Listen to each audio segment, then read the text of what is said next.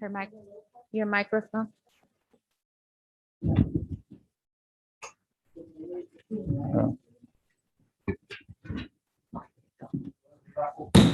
Call the meeting to order.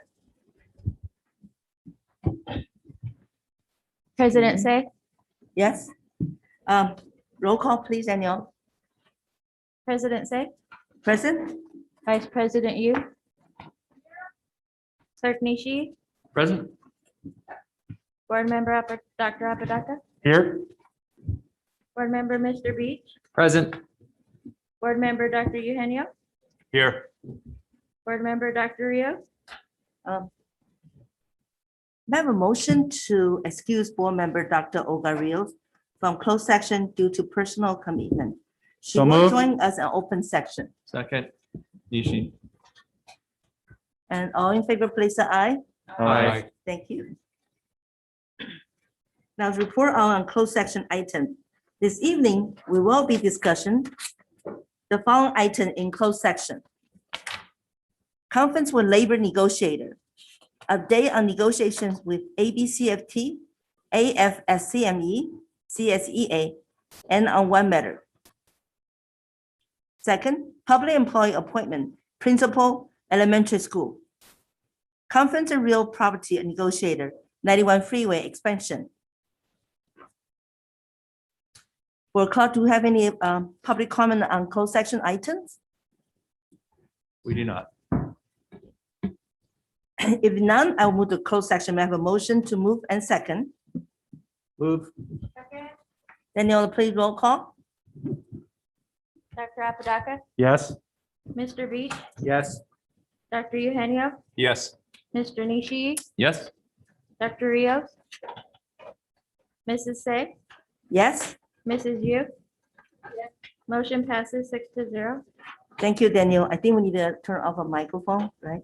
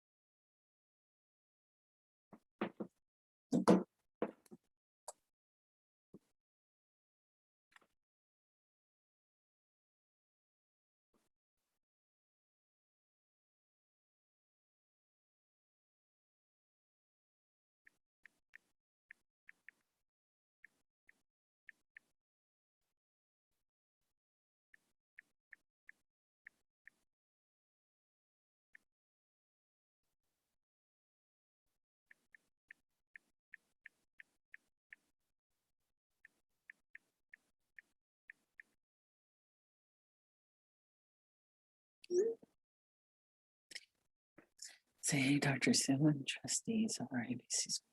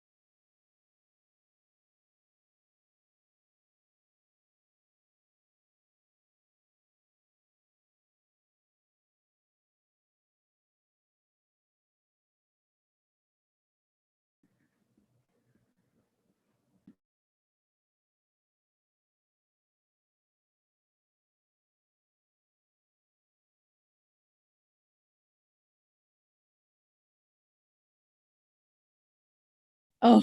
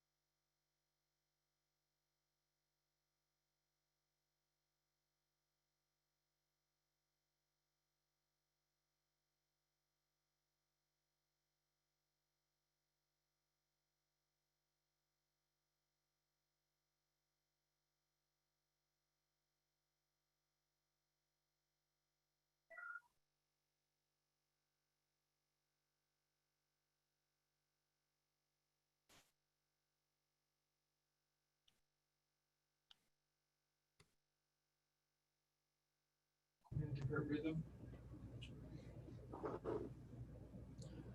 logging back into Zoom to see if anyone's there. Check if anybody's unmuted. A couple people jumped on to mute them and.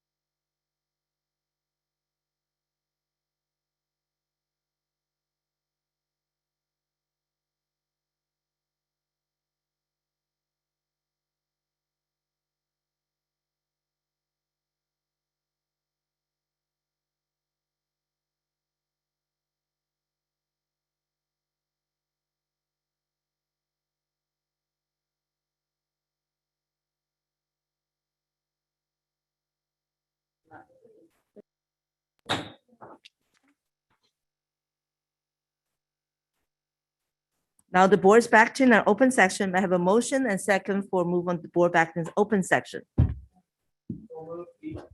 Second, Apodaca. Thank you. Daniel, can you roll call for me, please? Dr. Apodaca, Here. Mr. Beach, Present. Dr. Eugenio, Here. Mr. Nishi, Here. Dr. Rios, Mrs. Say, Here? Mrs. Yu. Here. Motion passes 6-0. We welcome public comments. Comment submit will be presented during the public comment section, which is limited to 1 hour, and each speaker to one presentation of 5 minutes, unless the board wishes to waive the time limit. Those who have a group concern are encouraged to select a spokesperson to address to the board. Comments submitted regarding a specific agenda item will be presented following the staff comments and prior to the board discussion and taking action. Tonight in closed section, a board discussed conference with neighbor negotiated, update on negotiations with ABCFT, AFSCME, CSEA, and one matter, and public employee appointment, principal elementary school, and conference with real property negotiated, 91 freeway expansion. Today, we've been asked board member to do the pledge of allegiance. I'd like to give this honor to our Assistant Superintendent, Dr. Mayfield. Would you please take the honor, take a lead to the pledge of allegiance? Thank you. Yeah. Place your right hand on your heart. Ready to begin? I pledge allegiance to the flag of the United States of America and to the republic for which it stands, one nation, under God, indivisible, with liberty and justice for all. Thank you, Dr. Mayfield. May I have a motion to approve the agenda for the regular meeting of May 4th, 2021? Eugenio, motion to approve. I need a second. Nishi, second. Thank you, Daniel. Please, all roll call, please. Dr. Apodaca, Yes. Mr. Beach, Yes. Dr. Eugenio, Yes. Mr. Nishi, Yes. Dr. Rios, Mrs. Say, Yes, Mrs. Yu. Yes. Motion passes 6-0. thank you. May I have a motion to approve the minutes of regular meeting of April 20, 2021? So move. Second. Daniel, please, a roll call for me, please. Dr. Apodaca, Yes. Mr. Beach, Yes. Dr. Eugenio, Yes. Mr. Nishi, Yes. Dr. Rios, Mrs. Say, Yes? Mrs. Yu. Yes. Motion passes 6-0. Before we go on to our student board report, I would like to have Dr. Valencia Mayfield do the spotlight on teaching and learning. Okay. Thank you, Dr. Sue. I do have a presentation, so I'll ask the team to put it on display for me. Thank you. Good evening, Board President, Say, members of the board, and Dr. Sue. This evening, the spotlight on teaching and learning will focus on our summer school program for the 2020-21 school year.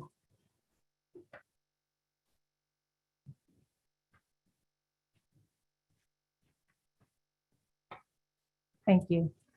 The summer school dates begin for elementary school on June 21st. We also have a summer migrant education program that begins on July 12th, which allows our migrant education students to attend the elementary school summer school program if they're interested. Our secondary summer school program begins on June 23rd, and we have our graduation for our students who will graduate from high school in the summer on July 27th. Our extended school year summer school program begins on June 21st for elementary and middle school age students, and on June 21st for our Tracy Infant Center High School with different end dates.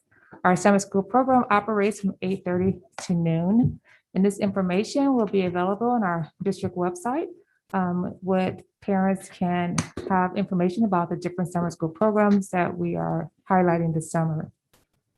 Next slide, please.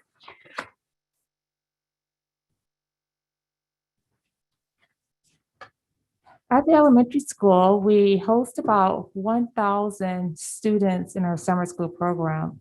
That's a combination of both our students who are in our Jump Start summer school program, which is the title we use for our elementary program, as well as students who are in our migrant education program. The elementary summer school program will focus on reading language arts and math supports for students in grades kindergarten through 6th grade who scored a 2 or 1 on their report card, as well as teacher recommendations. The summer school program also includes an enrichment component in which students will have the opportunity to engage in activities that deal with the application of their learning in the context of coding, digital art, video game design, STEAM, and visual arts. In our migrant education program, we'll host about 400 students. 70 parents will be involved in parent workshops. It's an additional 2 weeks following the regular summer school program. Based on Los Angeles County Office of Education, they've asked our migrant education program to remain virtual. Our secondary program serves about 3,400 students. It's larger than any of our academic schools, our comprehensive high schools in ABC. Our program has a variety of programs, including our middle school and high school prep program. That program is specific for our students who are transitioning to 7th grade and 9th grade, who their academic performance indicate that they will benefit from a summer transition program before going on to middle school and high school. It's also a credit recovery to make sure that students can make up the credits that they need in order to graduate from high school on schedule. We also provide an opportunity for students to retake courses to improve their grades if they've earned a D in a course and they're looking to apply to a four-year university. We offer our Language Excel program specific for English learners, and that's for middle school and high school students. We also have advanced math classes for middle and high school for students who are wanting to go on to a higher level math. They can take a summer bridge program. We have enrichment programs for our students who are in the summer transition program. We do offer some dual enrollment courses in which students can earn both college and high school credit. And then health is offered for original credit in the summer school program. Our special education program hosts about 300 students. And this is really not a summer school program for students. This is by law, an extended part of their school year, and it's based on students' individualized education plans. And they have access to their full services in this period of summertime. This sheet is really to kind of share past and projected student enrollment based on number of students who attended in person, as well as last summer was our first summer due to the pandemic of offering a virtual summer school. And then what our projections are for the upcoming summer. And so you can see that in our elementary school, because we were virtual, we were actually able to host more students, which is really important to us because we know that there was instructional loss due to the school dismissal. And so being able to provide a summer school program allowed us to service more students. The attendance rate was about 92%, which compared to the in-person is only a 1% difference. And in elementary, we surveyed students and asked them about their learning experience and how they felt it prepared them for the upcoming school year. And we see that 98% of them felt that their virtual summer school experience did prepare them for the upcoming school year. The same is true for secondary in that since we were virtual, we were able to serve more students. The attendance rate there was also 97%. And students were able to earn more credits last summer because we were offered a 4-period option. And so we knew that, again, due to the pandemic, we need to enclose make sure we provided more opportunities for students to make up credits so that they can stay on target for graduation. In our ESY, which is again our program for our students in special education who have written into their IEP, We were also able to serve at least one more student. The attendance rate was slightly down compared to the previous in-person year, but those students in the high school program were able to earn more credits. We are projecting for December 2021 that we will serve 610 students in elementary, 3,400 in secondary, and 300 students in our ESY program. Now, we know that with the transition that's happening with the guidance from the Department of Public Health, and that I believe today, Mr. Smith was sharing with us that in LA County, we are now yellow, in the yellow tier. And so we know that there is interest for in-person. That poses a challenge for us because we are way far in the process to, at this point, try to make a change to a virtual program, in-person program. So let me kind of share with you the challenges around that request. So the top line represents the timeline that it takes for us to plan for summer school, train staff and hire staff, select students, and assign teachers. And then the bottom row represents the status that we were during that same time period. So you'll see that back in January, that's when the planning process actually began. And at that time, LA County was deep purple. And there was really no sign or sight that we would be changing colors anytime soon. And at that time, students were not even allowed to become in person. That was not even an option for us for a regular classroom setting or hybrid model. And so all of our planning at that time was based on the context as to what was happening in our county. And so the decision was to anticipate that we will need to stay virtual. In the months of February to March is when we actually would start our process to offer positions for summer school. And in that communication, we have to notify teachers whether or not it's going to be a virtual or in-person summer school. And because we were still purple in February, the communication indicated that it will be a virtual summer school. And also because it was a virtual summer school, there was not a need to hire additional staff from other areas, which I'll show on upcoming slides. In March through May, we've already started the student registration process. And we'll note that it was at this time period that in March, we actually started off purple and transitioned to orange and transitioned to yellow all in 1 month. So that was happening pretty fast. So we went from not being able to invite any students to only elementary to being able to invite all students. But at this point, we'd already completed the process of selecting staff and the staff that we would need to hire for summer school.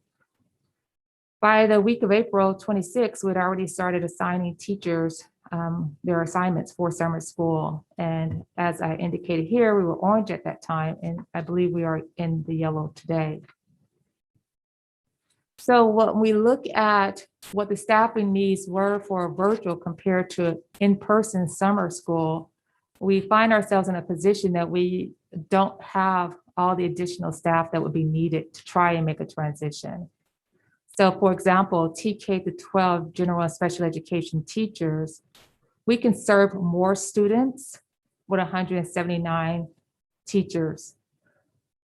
To move in person, we would end up serving less students and we would need to hire 72 additional teachers, which we know are not available because in the past, we would have to hire some teachers from surrounding districts, but with the additional funds that all districts have received, those districts are also offering robust and expanded summer school programs. For paraeducators for our virtual summer school, we only needed to hire 55. We would need 135, 80 additional paraeducators to try to move into an in-person summer school. There aren't 80 additional paraeducators who are already gone through the process, the hiring process, the screening process to be brought on board within 25 days. As well as the additional support staff. Again, because we are virtual, we did not need to hire secretaries, additional secretaries, SIAs, nurses, noon supervisors, bus drivers. And so there is a lot of positions that were not offered because our planning at that time, because we were purple, was for a virtual summer school. So to transition and try to hire 203 positions across the board would be pretty impossible to do in 25 days. There would also be program impact if we were to try to make that transition. So the benefits, so I like to look at it from the positive side, is that in a virtual summer school, we actually can serve more students. Tonight, the board will be asked to approve a lot of new action items regarding enrichment opportunities for our summer program. And those consultants have already indicated that their services will need to be provided virtually. Also, because we are offering a virtual summer school program, we can combine courses at the secondary level, which eliminates a class of more than one subject. So when we're in person, there are times where a class may have a combination of students who are in world history and US history in the same classroom because the numbers are too small. But because we are virtual, now I can combine students from Artesia, GAR, and Cerritos High School all in one class and have the same subject being taught by the teacher. Also, because we're virtual, we don't have the challenge to the same extent of trying to find math and science teacher for our higher level courses. And so we can offer a broader course selection, but being taught by credentialed teachers. And we also don't have to be concerned regarding facility maintenance that's being done over the summer, especially Artesia High School, which is one of our largest summer school program. Will fully be under construction once we start in summer school. And we also want to acknowledge that our schools need time to revert back to their standard class settings because a lot of furniture was moved to accommodate the 6 feet spacing. There's a lot of signage that's up that we're hoping that we can remove and restore back to a more traditional classroom setting in preparation for the fall. So those are the benefits and the rationale for why we will need to proceed with a virtual summer school program. I was also asked to provide an update on our 4-day hybrid program. And so I think too, it's important for us to remember the context in which decisions were being made. So in January through March is when the negotiation began for our simultaneous hybrid program. And at that time, we were deep purple, LA County, we were in deep purple, and virtual was the only option. On March the 5th, we were successful, and that's Dr. Zietlow and her negotiation team, along with ABCUSD negotiation team, were successful at signing an agreement for the simultaneous hybrid on March the 5th. We were still purple, which meant that at that time, K6 could be in person, was an option upon approval from LA County Department of Health. So even at this point in the process, we still were not quite at a point where we were cleared to really begin to bring back other grade levels beyond elementary school. On March the 16th, the board approved the MOU for the simultaneous hybrid. And again, March was that magical month in which we went from purple to red to orange all in 1 month. And then on April 12th, our simultaneous hybrid began. And by then we were in the orange as a county. Here is the MOU that was included in the March 16th board agenda. That book is public, so all public had access to this information. We actually discussed this particular item. A question was asked specific regarding this, and it was read out loud as if this was our intent, and the response was just, this is our intent if the numbers allow us to move in this direction. And so according to the MOU, TK through 6th grade students and specialized TK through 12 special education students or preschool students would have the option to attend school in person on Monday, Tuesday, Thursdays, and Fridays. So an MOU establishes the parameters that we have to work within. And so as a district, I cannot offer another option that exceeds what was agreed upon in the MOU and approved by the Board of Education. So based on that MOU that was signed and voted on, we proceeded with our 4-day option. And on May 3rd, on Monday of this week, we had 2,528 elementary students who opted for the 4-day hybrid. We had 74 middle school students and 83 high school students who opted to come in for the 4-day option. So those students have started their 4-day hybrid option this week. Here's the good news. I want to thank again Dr. Zietlow and ABCFT negotiation team because a new agreement was reached this week for our secondary students. I know that this was a high request from our Board of Education and our community. And I personally am very excited to be able to share that there was a successful negotiation that happened fairly quickly so that we could offer this to our middle and high school students who are currently attending school in person.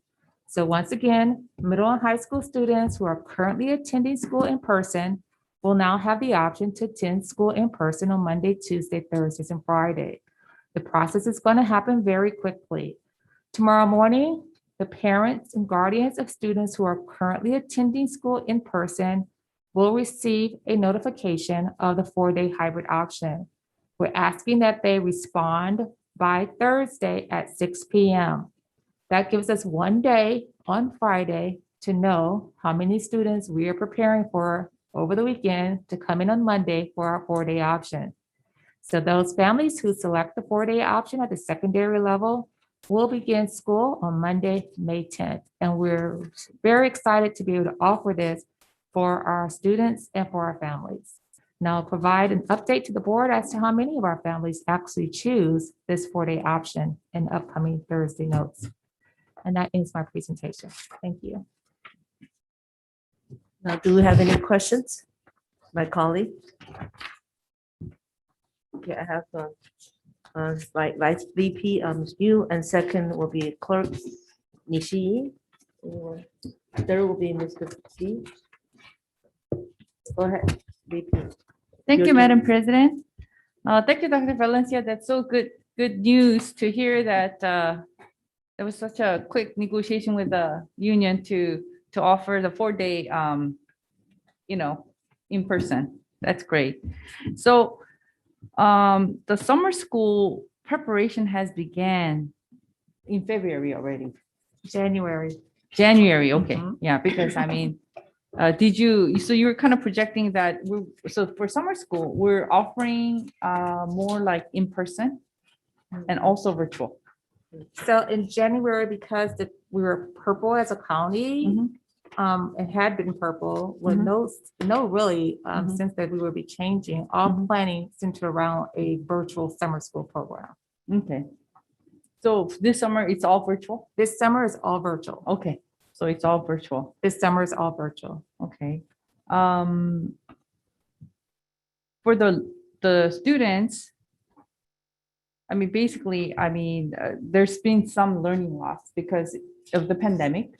So what are some of the things that we are doing to supplement the learning loss for our students through the summer school?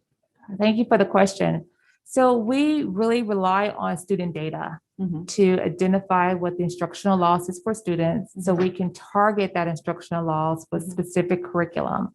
And so we use student report card data as well as teacher recommendation that's based on student assessments that we have and report card data to identify what are those standards, instructional standards that we must address in order to ensure that students are prepared for the fall. And so we use that data to do a gap analysis to say what's missing. And we use that to inform us of what materials we'll be using, the lessons that will be taught to address those specific areas. And so that is our approach at the elementary level. And in addition to that, we're adding an enrichment component because we really also want to address the opportunity loss for students. And we want to make sure that students are not only being, their academic needs are being addressed, but as well as the opportunity gap that some students experience is being addressed as well. At the secondary level, we have students who, of course, have either failed a course or received a D or a C and want to retake a course. And we also have report card data, and as well as asking teachers to look at the assessment data to identify the gaps for students who should take our transition programs. That transition program is offered for students who are coming into 7th grade. So our 6th graders moving into 7th grade, and our 8th graders moving into 9th grade. And then the rest of our courses at the secondary level are more along the academic area, as well as some of the accelerated courses that we offer, and some of our dual college enrollment courses. So secondary looks a little bit different because students are earning credit for courses. With elementary, we are really relying on report card data, teachers' use of assessment data to identify students, what those instructional gaps are, and then we narrow our curriculum to address those specific areas. Okay, so this summer, something that's going to be a little bit different is that we're offering classes to enrich the students' learning loss, not just remediation. Correct. So we're expanding our summer school offering. We see it also as a motivational tool to help students want to attend summer school and stay engaged and be a part of it. We also want to show the application of their learning in the context of career opportunities related to coding and STEM, as well as digital arts and those other forms of experiences that we know are valuable for students. Something fun and motivating. Correct. That connects to their academic learning experience. Okay, that is all. Thank you very much. Thank you.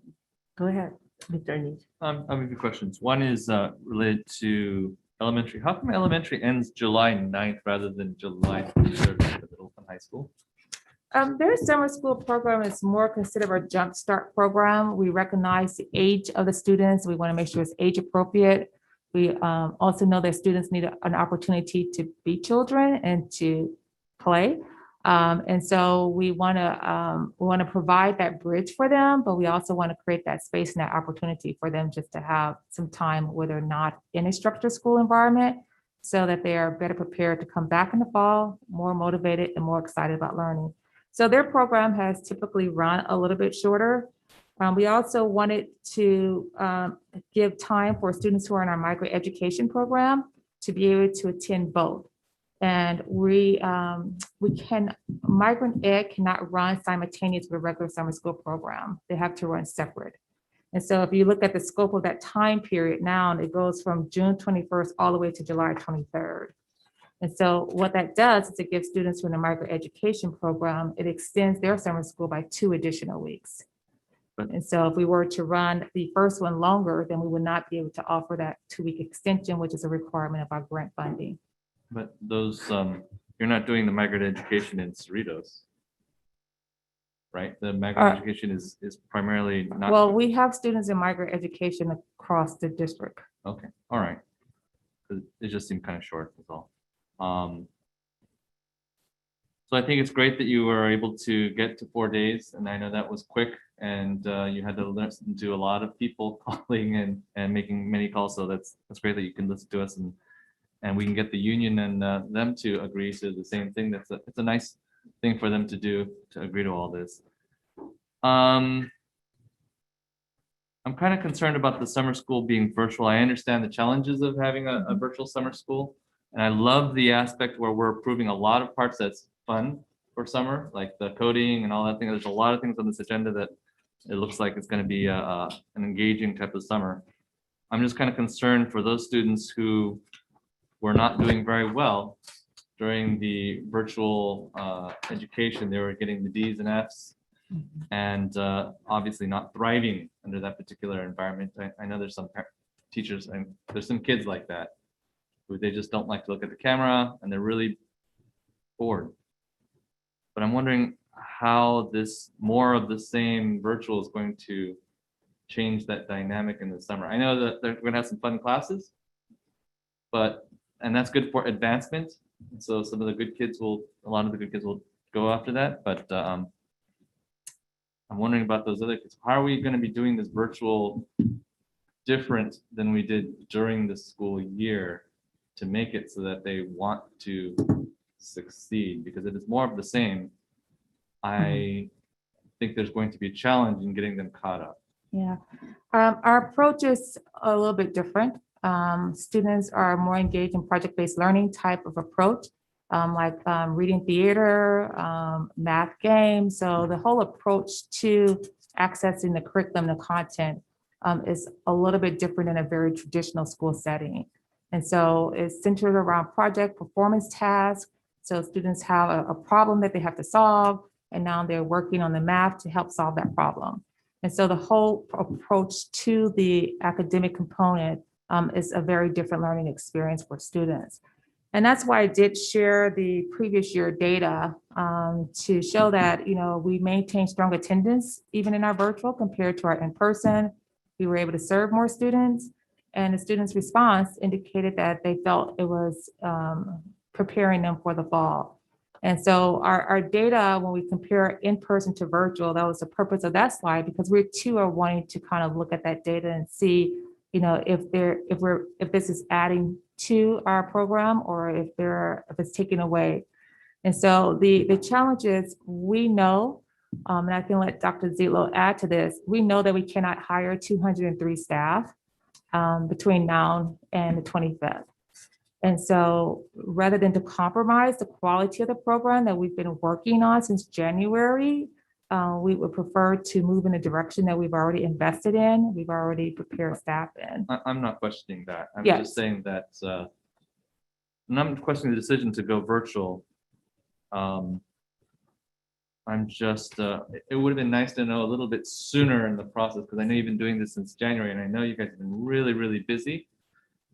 But, obviously in May, this is fait accompli. This is the program that we're going to have. It's not like we can make any changes or suggestions. So it would be nice to have known a little bit more about this process a little bit earlier, but I understand everybody's been really busy with that. The more important thing is, I think you're gonna find a way to address the fact that these kids who are not thriving online are going to be put back into an online environment for another month and a half. And some of them will have come to the in-person school, and now we're throwing them back to the online environment. So I'm sure you're going to figure out how to address that change in circumstance from being in person for a while, getting to see your friends, and now you're back to the old way, which is actually the new way, but it's now for them, the way they've been doing it and the way they have not been thriving. So It's only about 25% of our students elected to come back in person. So we still have the majority, 75% of our students are still virtual. Now, I also want to acknowledge that some of our students have been very successful in the virtual academy, especially some of our students who have historically had challenges are also making progress. So I understand your concern I'm not about. addressing the people who are successful. I'm just Yeah, no, addressing I people who are understand your not successful. concern about that piece. But, we look at the percentages of students who are in person, and we look at data of students who have historically had challenges but are making progress. And we want to acknowledge that too. Thank you. Okay, next. Board Member Beach, and following Dr. Olga. Dr. Mayfield, I want to thank you for the excellent report. Is summer school only offered for migrant education and kids that score a 1 or a 2 in English? For our students at the elementary level, the criteria that we use for summer school is, as you've indicated, students who score a 2 or 1 on their report card and teacher recommendation, as well as students in our migrant education program, which is a separate summer school program. Is it a 2 or 1 on just reading or math also? And/or. Okay. Uh-huh. I'll speak for my child. She may not have scored a 2 or a 1, but I'm very confident she's behind where my other daughter was at this stage. And I would love the opportunity to get her some summer learning for the loss she's had. Mhm. I don't know if that's possible. I don't know if so many parents would do it that we wouldn't have enough teachers. But I feel in these special circumstances and in these times, having 1 less day a week, having 1 less hour a day, my daughter's behind. And I think a lot of kids, daughters and sons are behind. So if there's anything we can do to Mhm. open this up to a little broader group that maybe their kid was struggling, needs the help, I would appreciate that. And I think a lot of parents would. So if it's doable, I would appreciate that. And then, so parents, if their kid gets a 2 or a 1, they'll be contacted that they can go to summer school, or how does the process work? So how our process works is our district staff pulls the data the students based on their second report card. And then we provide teachers with a list of the students who we are saying these are candidates for summer school. Teachers have other data, and so they'll add to that, and they'll either say this student has made significant progress. And so, like to move another student into that slot versus this student. And so teachers will add or take students off the recommended list, and then they produce a list back to us, and that's who we invite to summer school. And so, once we reach our capacity of the students who are 201, it gets back to staffing. And so if there is staffing room, then of course we can offer more options. But when we look at the funding source and the language, which is next board meeting's presentation, the language associated with the funding source is very specific to who your target audience is for summer school. And the last thing I wanted to say is I wanted to thank Dr. Sue and her cabinet for rushing so fast to get our junior high and high school kids back. A lot of parents contacted me. I'm sure Dr. Sue is like, oh, Brad's emailing me again, but it was something that was important to me. I was fighting for it, and I want to thank you all for that. Go ahead, Dr. Rios, please. Thank you, Madam President. Maybe this is personal, maybe this is not, but I feel like a lot of us can't wait for this year to be over. And so the idea of extending it, I can see why it would absolutely be a challenge. Are we also considering doing like maybe early start academies for those kids that do have those gaps that they can be accelerated? I would almost advocate for that as opposed to prolonging the year, because again, the fact that we have only 25% of our students participating tells me that, and we know that we want this to be in person as much as possible, because we know that that is the way to address these gaps and get the kids caught up, or even, well, caught up would probably be the ideal. If we can get them to where they need to be and prepare for the next grade level, I think that would be ideal. So I don't know if you can speak to that. We have done an early start summer school program in the summer, but since we went virtual last year and this year virtual, we've kind of shifted that summer school date.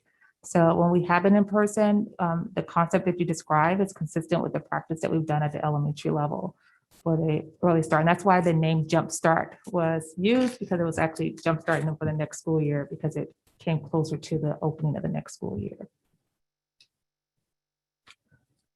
That's it. Thank You you. done, Dr. Rios? That's it. Thank you, Madam President. Back to you, Mr. Nishi. Thank you. Just still be really quick. So I kind of support Board Member Beach's statement that all of our kids have suffered a loss. I know we can't compare them to any other year, but all of our kids are lost a Wednesday, and all of our kids lost an hour. And if it's an issue of priority, I think this is one where we try to address all of our kids. And if it requires something, maybe not at the beginning of summer, but maybe as Dr. is thinking at the end of summer, where all of us maybe can come a little bit earlier to address not just the ones that are failing, but the ones that got the easy 4s and easy 3s, because it is pandemic and we wanted to make them feel good. But but the reality is that they will need to be caught up to their peers in other countries and other places that didn't do what we did. It wasn't suffering as much as we did. And so I totally understand that we didn't have a choice, but we're still competing against those places that never stopped going to school. So I'm hoping that maybe not for the beginning part of summer, but maybe the end part of summer, where we can offer it to not just the kids that are 1s and 2s, but the kids that just want to come and do it. And maybe we could do it at the end of summer in person, but I also realize that's challenging. But money can't be the lack of money shouldn't be the issue in this case, because that's why we're here. We're here for school. Thank you, Madam President. That's all I have. Thank you. Next, our VP, Ms. Yu. Thank you, Madam President. I know that parents, not just remedial, but just overall parents are concerned about the learning loss because, of course, pandemic, kids are not going to really push themselves to study for any quiz or test. They take the quiz and test at home. So one recommendation or suggestion is that one of the parents, she made a comment. Is there a way, because summer school is not for everyone and not everyone is qualified to attend. Is there a way that the school can systematically assign like reading during the summer so that the kids can be reading. Yeah. Or resources, more resources where it can be reinforced at home for parents. So if we can look into that, I think, that would give all family opportunity to do it on their own. But maybe all the eighth graders, all the ninth grade teachers can throw out a reading list and do a extra credit, and you get credit for it. So there's got to be some incentive and reward and accountability in English and math. I would highly recommend that would be helpful for our entire, ABC community. Thank you, VP. You got my point there. Because I want some kind of math contest and the reading contest. We have that program, and you can do online, so-called protocol practical exam, and you can control those. Somebody cannot be helping them. They will control your computer thing, who on the site, those kind of things. Modern day we're using at school.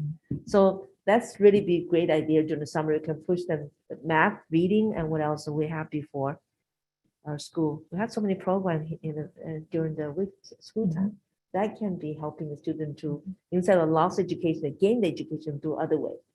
And can I have a staff put out the page 6, if you don't mind, which is talking about summer school timeline versus the county tier status. Page 6, I'm sorry, the slide 6. I think I want to put it out to public to read it carefully. The staff starting to prepare this one, starting from the January 2021. Do you have that, please? 7, page 7. Right, yeah, right there, 6, I'm sorry, yeah, you're right, 6. As you can see, the staff not just starting today or yesterday, based on for a long time ago, January up to now, until March and April, the pandemic has been changed, shifting totally the other way since the vaccine started. So really hard for us to say which, the chicken first or egg first. Okay. But I know our staff base is starting right before, but I'm also asking staff to be flexible. When I'm looking, can you do page 4 for me, page 4 to the public? Okay. What I want to show to our staff, my colleague and the staff, the past and project student enrollment. I can see 2019 and 2020. So we're anticipating we're having a 610. Based on that number, then you calculate how many staff we need. Yeah, that's what's listed on page. Page 7. Correct.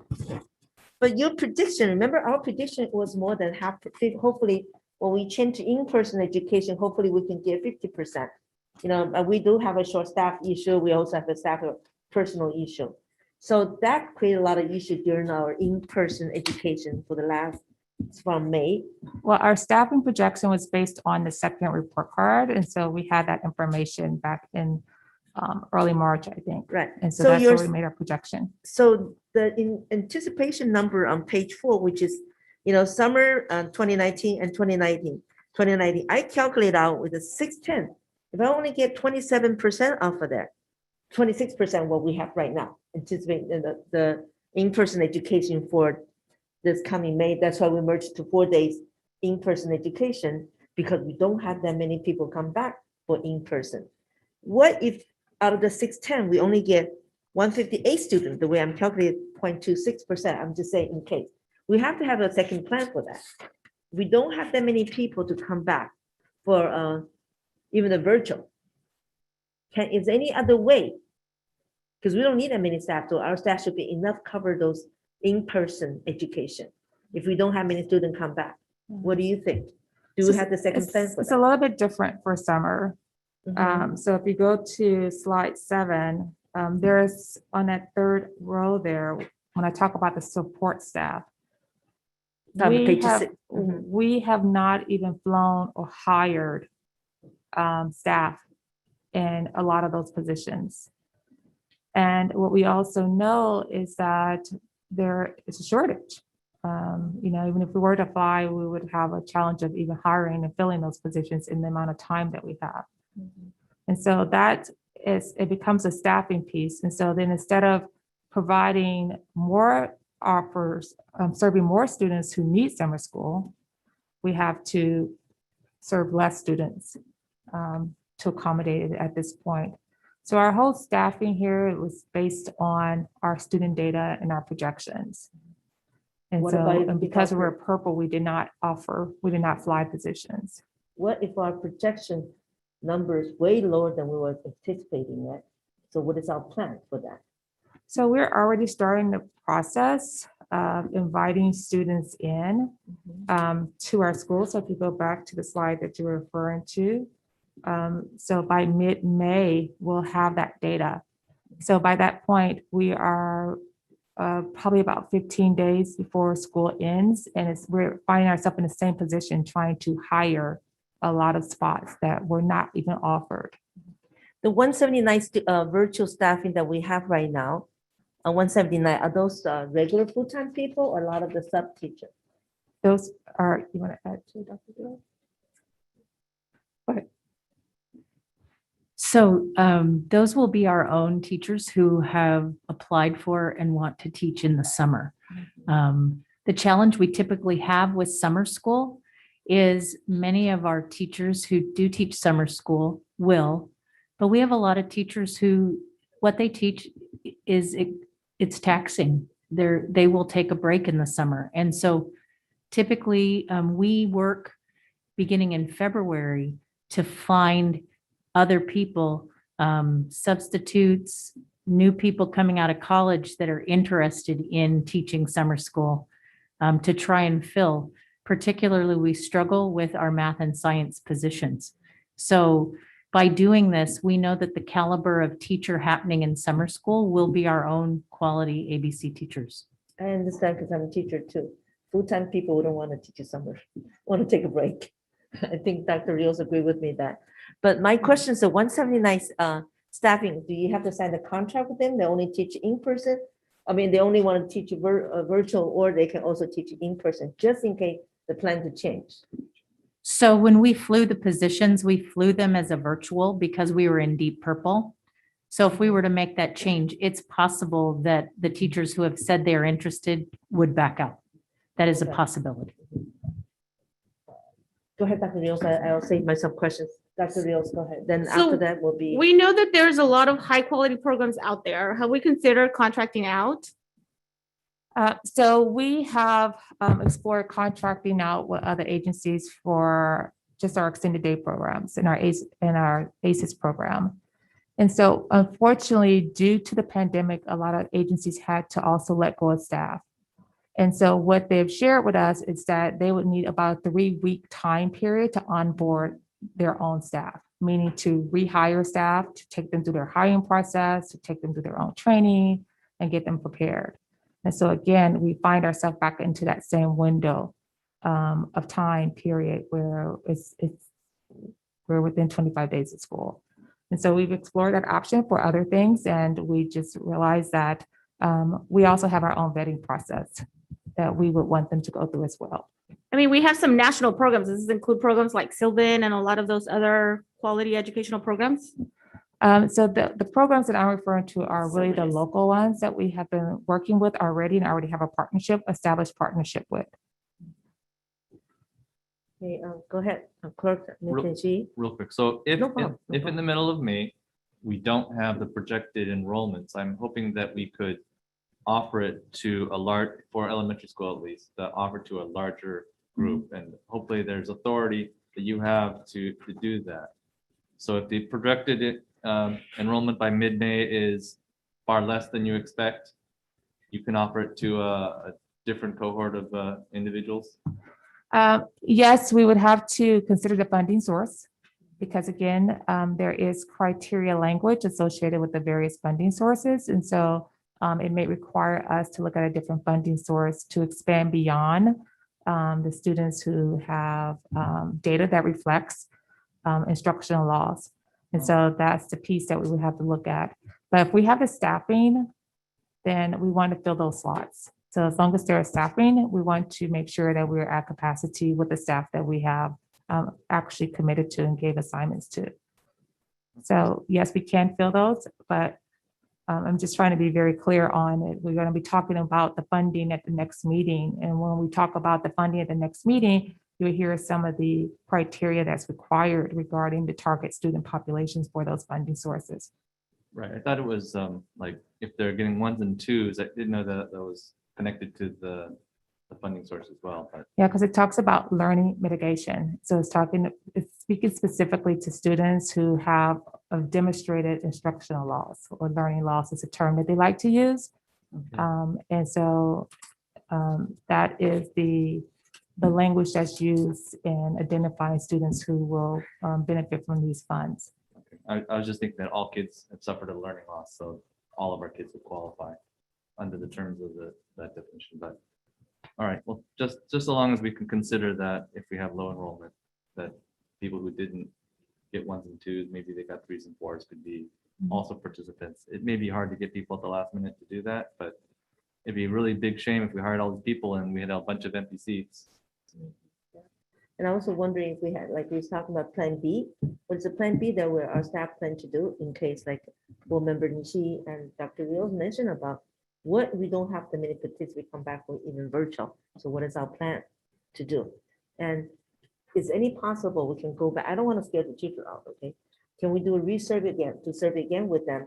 That we want to know how many people, if we change to in-person, how many people wanted to do, or how many people want to stay in the virtual. Yeah, so that way you can have your Plan B. So if you have enough people to come back, we can merge to in-person education. That would be really great. Because, you know, pandemic's being changed right now. April 1st in 2021, we can see the Orange County has been totally changed. And I'm thinking right now, a lot of places even don't wear masks, and the distance changed to 3 feet. What's going to happen it's like a snowball, goes so fast, change so fast. Nobody can predict what's going to happen tomorrow, right? By the time the summer school started, maybe you don't need to wear a mask.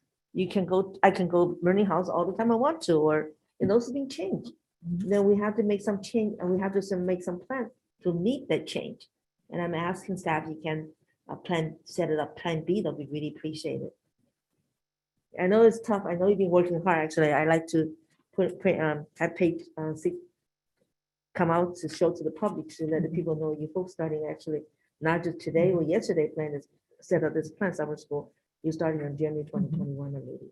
I really appreciate Dr. Su and your cabinet working very hard to make this go and to meet our needs, especially the in-person. I know board member Mr. Beach and Ernie and Eugenio and everybody, all my board members here say, hey, we want to do all K to 12, and then you work very hard. And we also want to thanks to the union and all the staff, our district staff working so hard to make impossible become a possible. We are a family.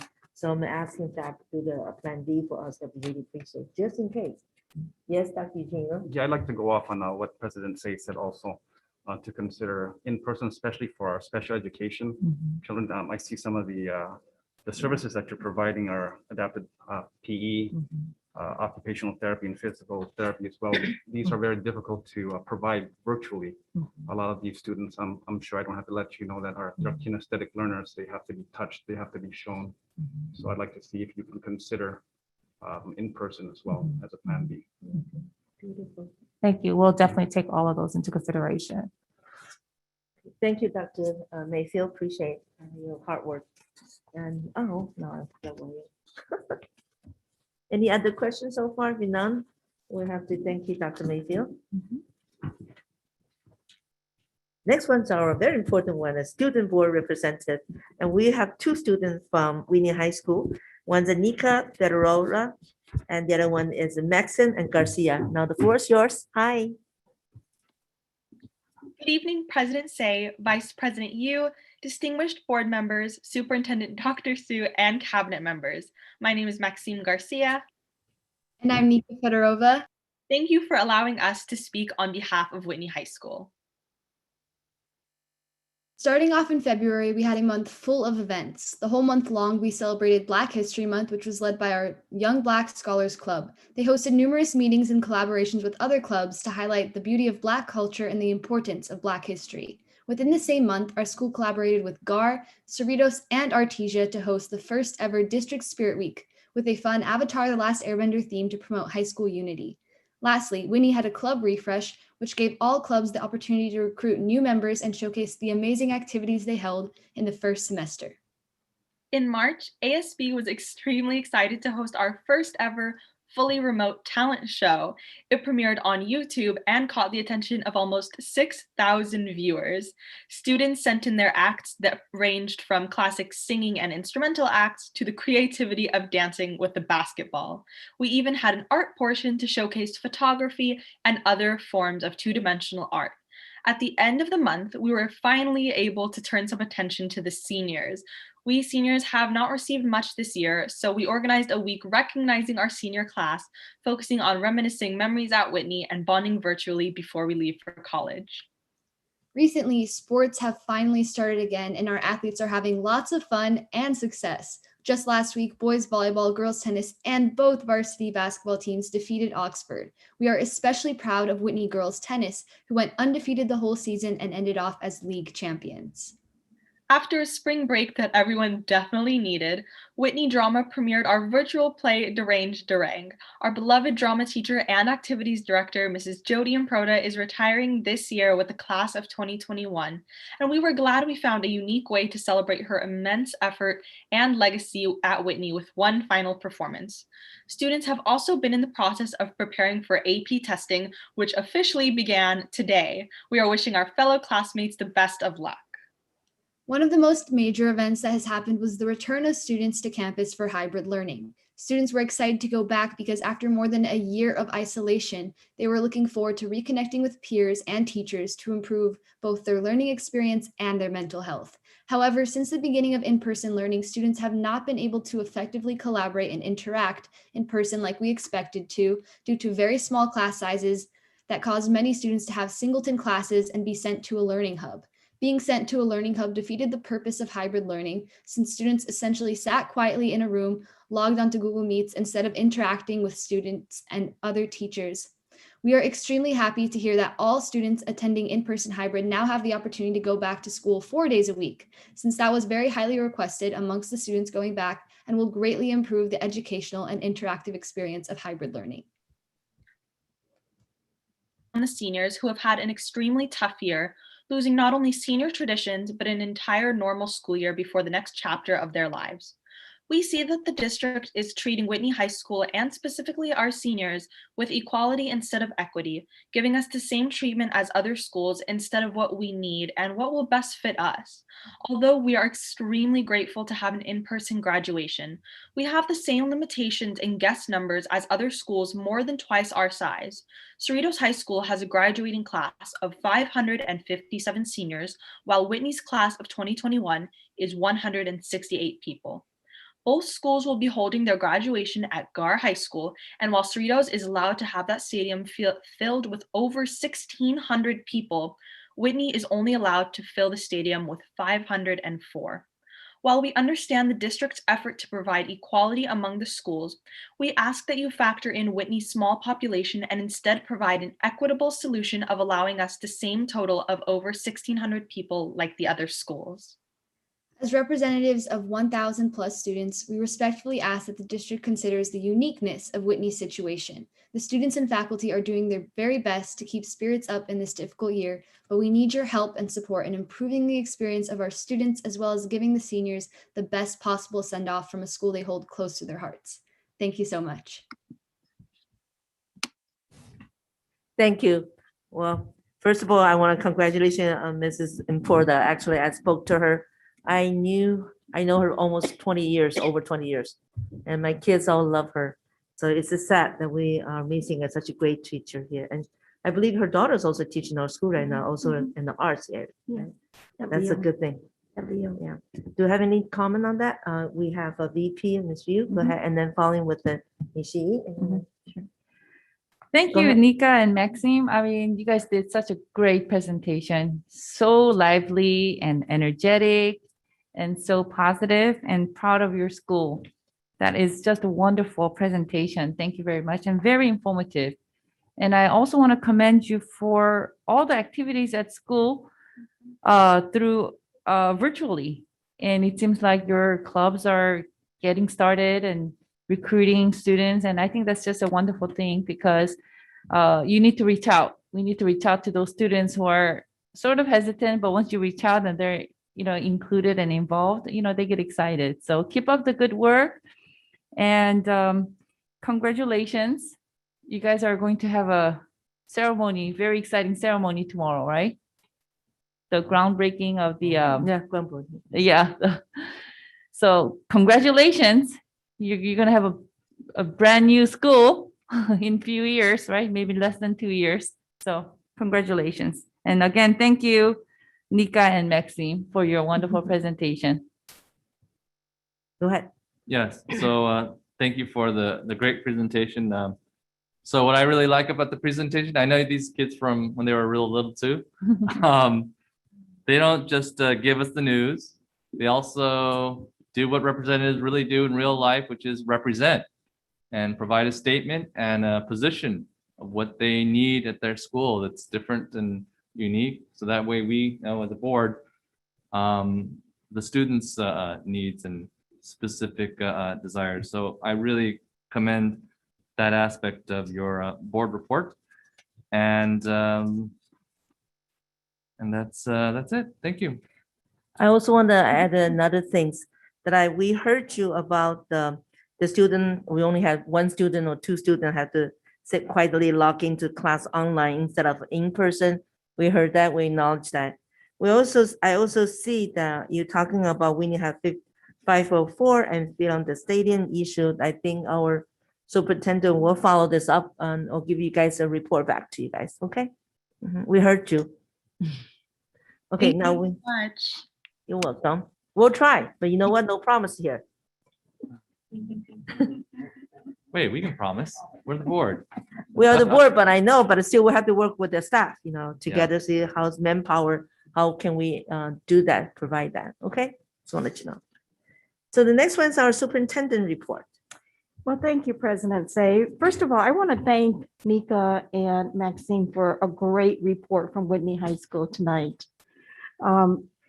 We had an agreement on a side letter with ABC Federation of Teachers. This agreement allows us to be able to offer all secondary students, middle schools and high schools, the opportunity to attend school in person on Monday, Tuesday, Thursday, and Friday for the remainder of the year. And this will begin on Monday, on May the 10th. Last week, we also learned that Gar High School has been selected as a 2021 California Distinguished School. The California Department of Education identifies and awards eligible schools based on performance and progress on state indicators specified on the California School Dashboard, the state's accountability and continuous improvement system. Indicators include test scores, suspension rates, and conditions and climate. State Superintendent Tony Thurman said that these high schools joined the ranks of all 2021 California Distinguished Schools who are being recognized for this distinction because of their exceptional record to provide for all students and their commitment to data-driven efforts that prepare students for college and career. Our thanks go to the entire community surrounding these schools, including the teachers and their families who through teamwork all accomplished this impressive achievement together. This is sponsored by the California Department of Education and presented by the California Casualty. The Distinguished Schools Program recognizes schools for their excellent work in one of two categories, closing the achievement gap and achieving exceptional categories, such as student performance. The awardees hold the title for 2 years. The California Distinguished Schools represent examples, not just excellent teaching, learning, and collaboration, but also highly successful data-driven school efforts ranging from professional development to positive behavior intervention. So congratulations to all of our Gar High School gladiators. According to the US News and World Report, we learned that all 4 of our high schools were ranked in the top third of all California high schools in the annual ranking. Whitney High School was ranked 2nd in California and 1st in LA County. Artesia High School, Cerritos High School, and Gar High School were all ranked out of nearly 2,600 California high schools. The data used for this year's ranking is from the 2018-19 academic school year. They did not use the data from the 2019-20 school year due to the COVID-19 pandemic. John Brookele, principal at Whitney High School, has been selected as the state secondary principal of the year by the Association of California School Administrators. The 2021 winners will be featured in EdCal stories this summer and the fall. They will be honored as part of the Leadership Summit in November 4 through the 6th in 2021. Congratulations, Principal John Brookele. Betty International Studies Academy in Hawaiian Gardens has been redesignated as a 2021 California School to Watch status.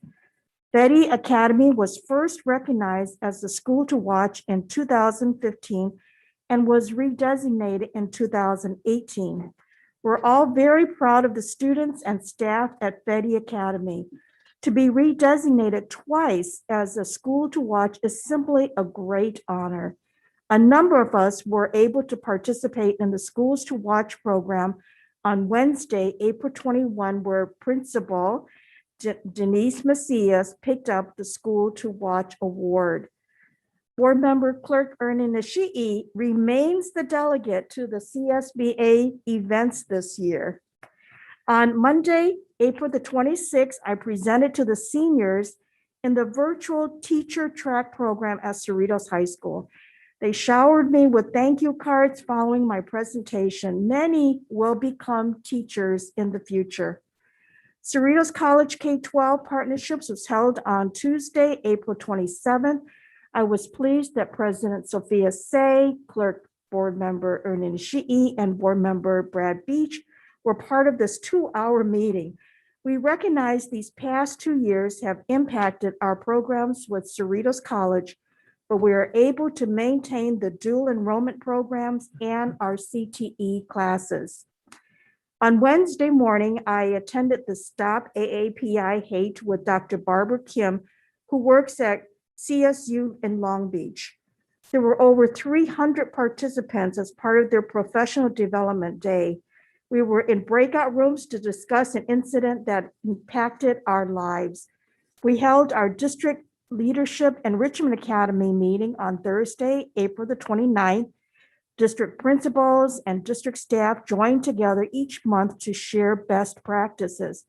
During this meeting, we aimed to discuss the Expanded Learning Opportunities Grant, the CARES Acts, and the Local Control Accountability Plan for the next 3 years.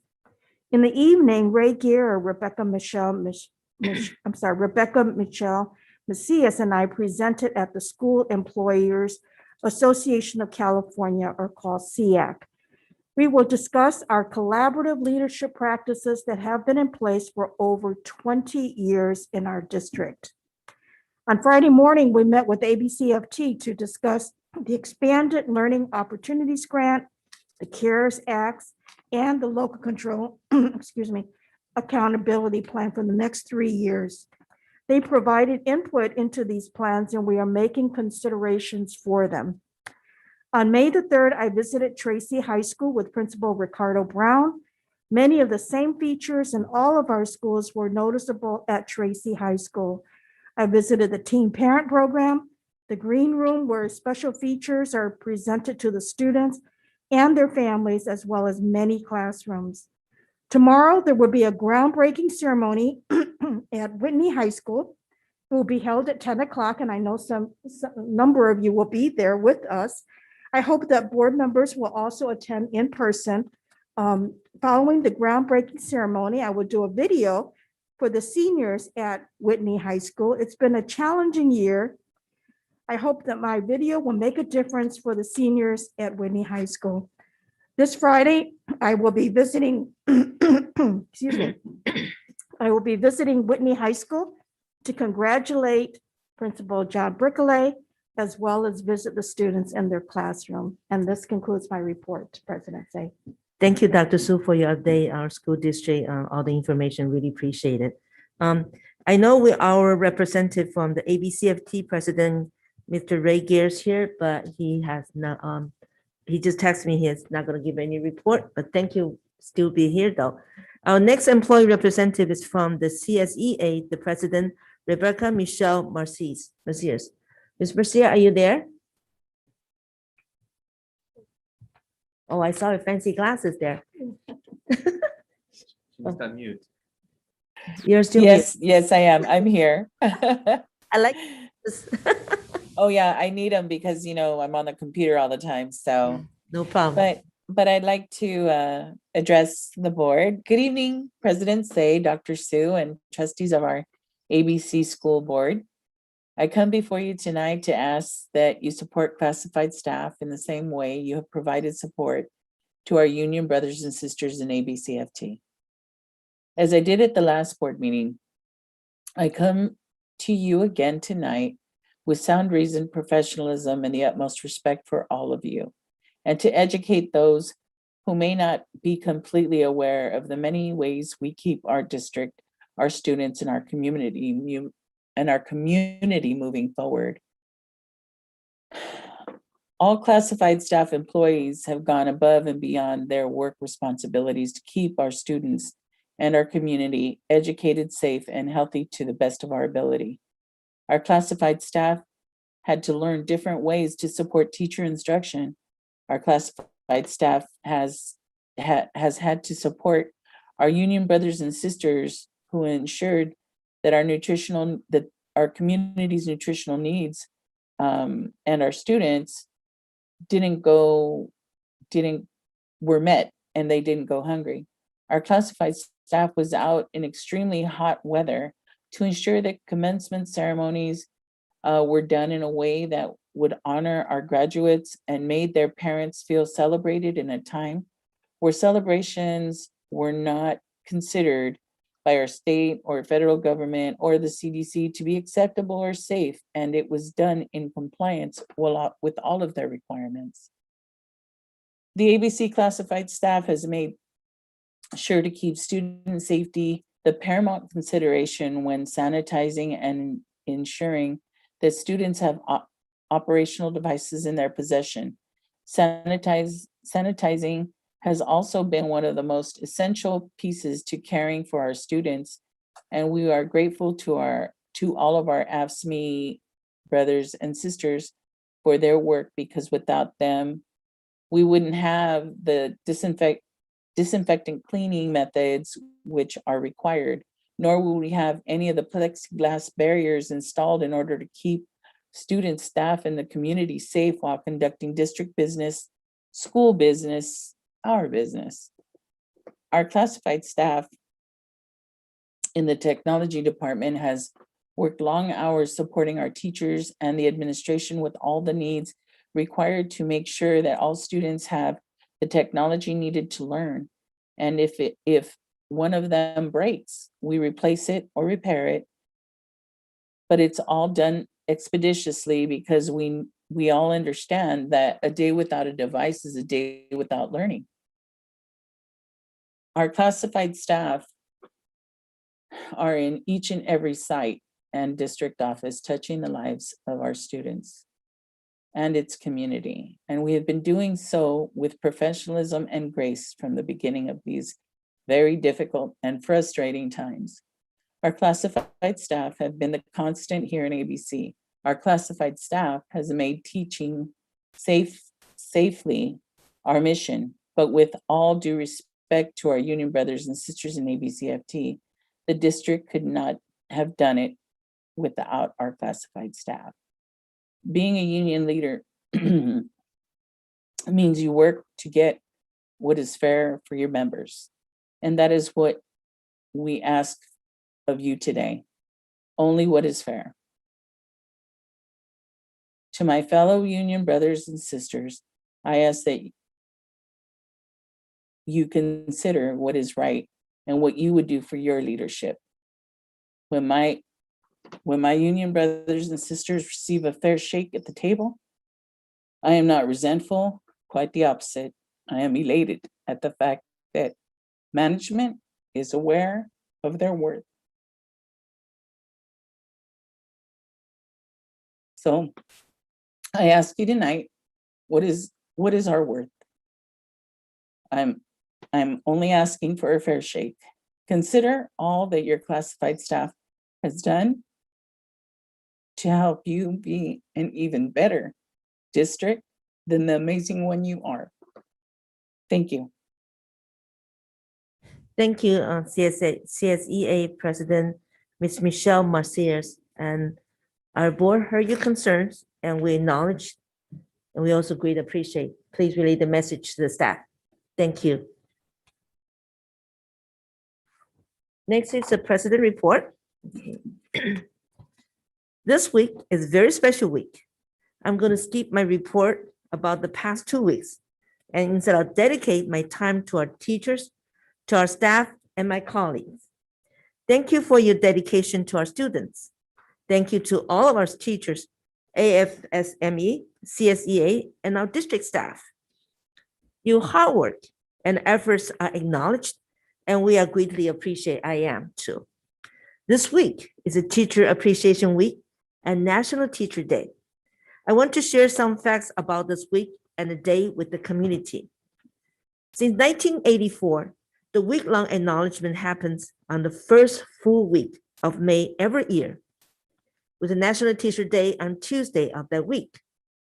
The National Parent-Teacher Association recognized the week from May 3rd to 7 this year, but President Joe Biden announced that April 30, that National Teacher Appreciation Week would be from May 2nd to 8th, with the National Teacher Appreciation Day on May 4th, which is today. Dr. Su and I emailed our appreciation from our board and administrator to our teachers early today already. Just want to let my colleague know that. The education perks, which is many store and restaurant, such as McDonald's, Taco Bell, Sonic, among restaurants offering freebies, deals on Teacher Appreciation Day, which is today, Tuesday. In the past year, it was a tough year. Those educators stood out and gave us a hope. To the public, I myself as a teacher and a nurse, I would like to share my experience during the COVID-19 pandemic. This has truly been a tough time. During my time teaching on Zoom online education, I have suffered terrible backache. My foot has swollen for sitting too long when teaching online, and sometimes my throat hurts. My throat's hurting, and I'm not sure my student can hear or me. And finally, my wrists are hurting due to constantly moving my computer mouse. I have to constantly check to see if my students are there or not. Sometimes the students say their camera is not working or audio's not working. It all adds up to learning difficulties. This could become a family environment issue too, additional more stress. When students are in class, this can all be managed. Online for younger ages in K to 12 is more challenge. When I become a teacher, it's not what I imagined or signed up for. So today, I would like to say thank you to all our staff. This is including all, not just only our teachers. Our board understands all you're doing, and we are sincerely appreciate you and know you are doing your best. Have a nice Teacher Appreciate Week and National Teacher Day. To end report, I would like to say Happy Mother's Day to all our ABCUSD employees, their wives and their mothers. Also Happy Mother's Day to our parents and our communities. At the end, I want to say this to my staff. It was a tough month. You gave blaming from the right to the left. You blame the people, something they want, they can't get it. You get blamed by the parents. You also get pushed by the board member here. So I want to thank you to you all for your hard work. And want all you have a wonderful Mother's Day. Enjoy your day off on this Sunday and the next Sunday. Thank you. That was my end report. Next one will be public comment. Board Club, do we have any? Let me read the preamble here. Persons wishing to address the board should provide public comments during the public comments section via the following method: myabcusd.org board meeting, and use a link or phone number to participate in the Zoom meeting. Using Zoom, please use the raise your hand feature during the public comments portion of the agenda or during the public comments time after agenda item. Using the phone, please use *9 to raise your hand during the public comments portion of the agenda or during the public comments time after the agenda item. Then use *6 to unmute yourself when you're called on to speak.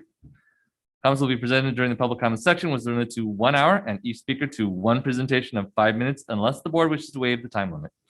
Those who have a group concern are encouraged to select a spokesperson to address the board. Comments submitted regarding a specific agenda item will be presented following the staff comments and prior to the board's discussion and taking action. Adverse remarks about a person's race, ancestry, ethnic group identification, religion, color, national origin, sex, sexual orientation, gender, gender presentation, mental or physical disability, or age should not be made. Concerns presented to the board will be followed up and addressed by the appropriate staff.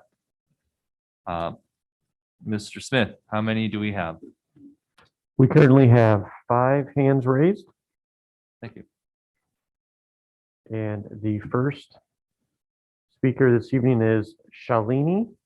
If you could please unmute yourself and state your full name.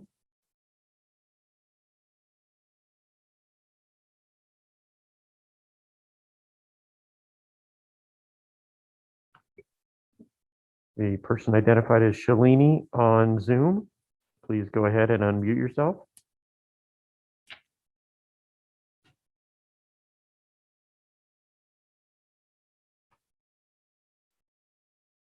All right, we'll go to the next speaker and we'll come back. The next speaker is Nika. Go ahead and unmute. Hi, good evening. Can you all hear me? We can, thank you. You have 5 minutes. I'm here because as a classified staff member, I work as a secretary too for the ABC Adult School, and sitting in our union meeting and listening to our president, Rebecca, tell us that we're not being paid hazard pay. As classified staff, I think it's unfair to do a one-time payment. Meanwhile, we're seeing our teachers being paid regularly for hazard pay. When the school shut down, just like everyone else, we were all devastated. We're concerned what's going to happen to our students, to our staff. Will there be layoffs? Just concerns across the board. Luckily, there were no layoffs, but also at the same time, we didn't stop working at all. Working from home, using our printer, using our ink. And I'm just like, okay, it's not a big deal. We'll be able to write it off on our taxes. The government said, no, you can't. So hearing that there's an opportunity for us to receive hazard pay from our school districts, and then it feels as if we're being looked over.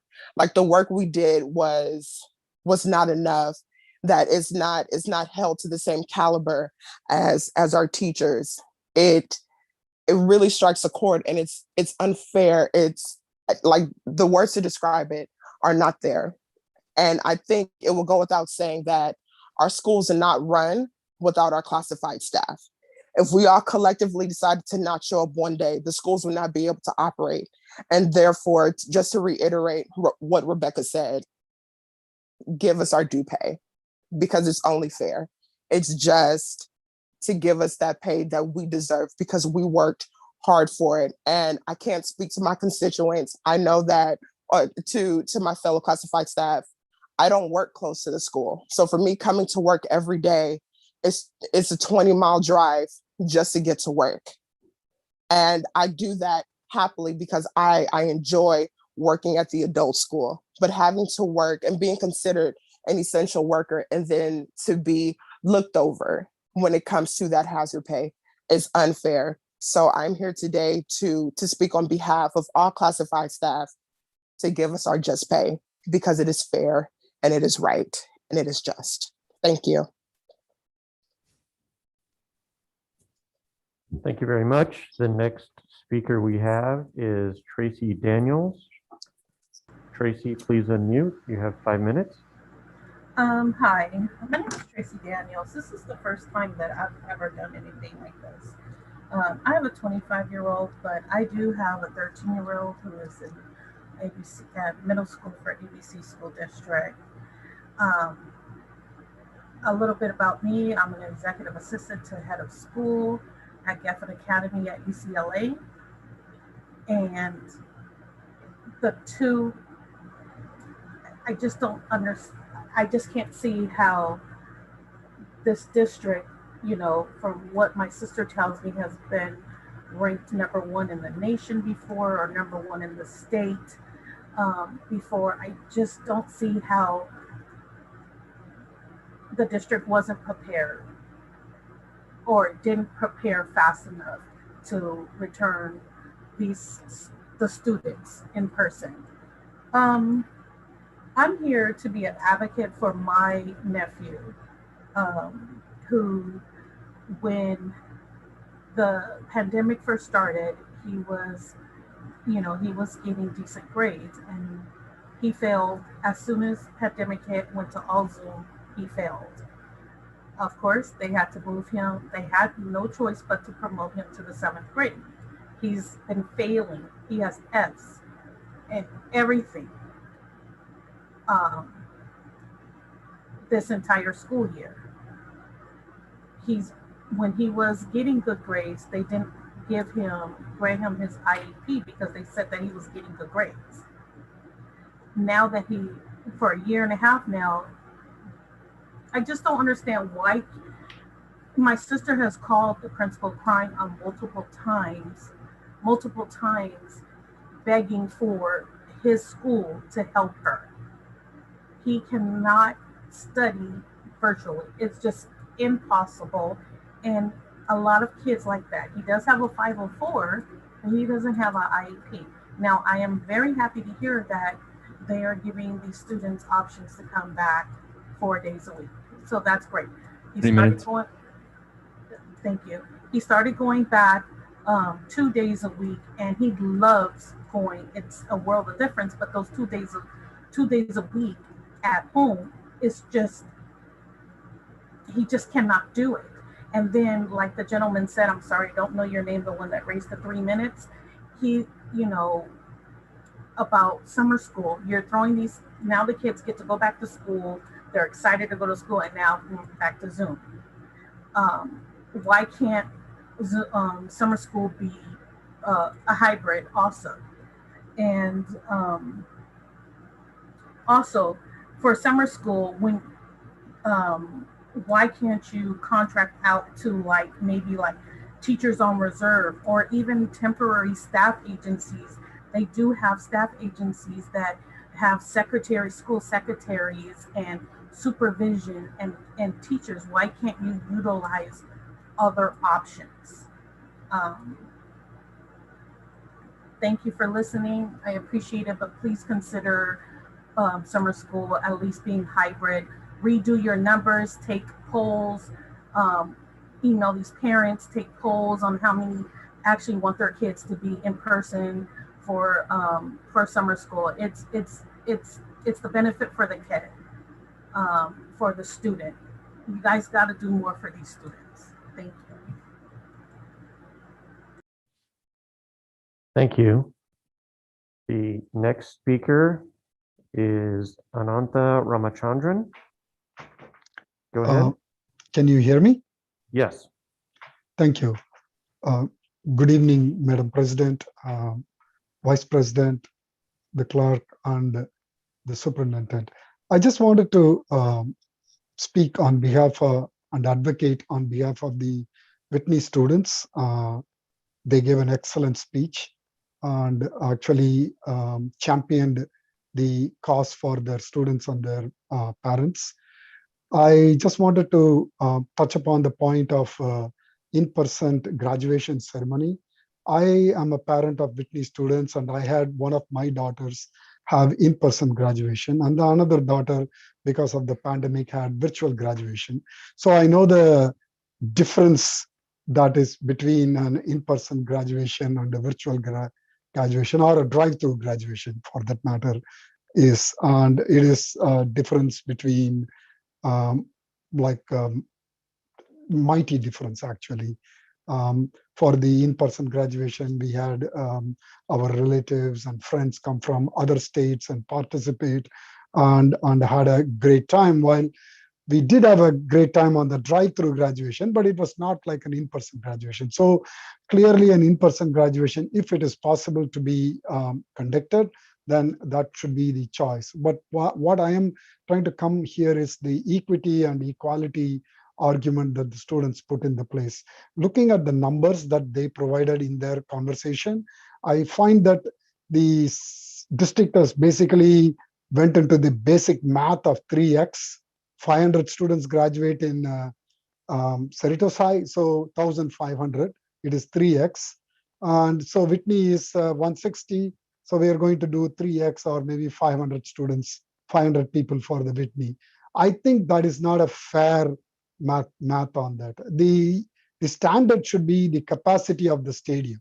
That is the standard, not why are we making number of people attending in-person graduation as a privilege?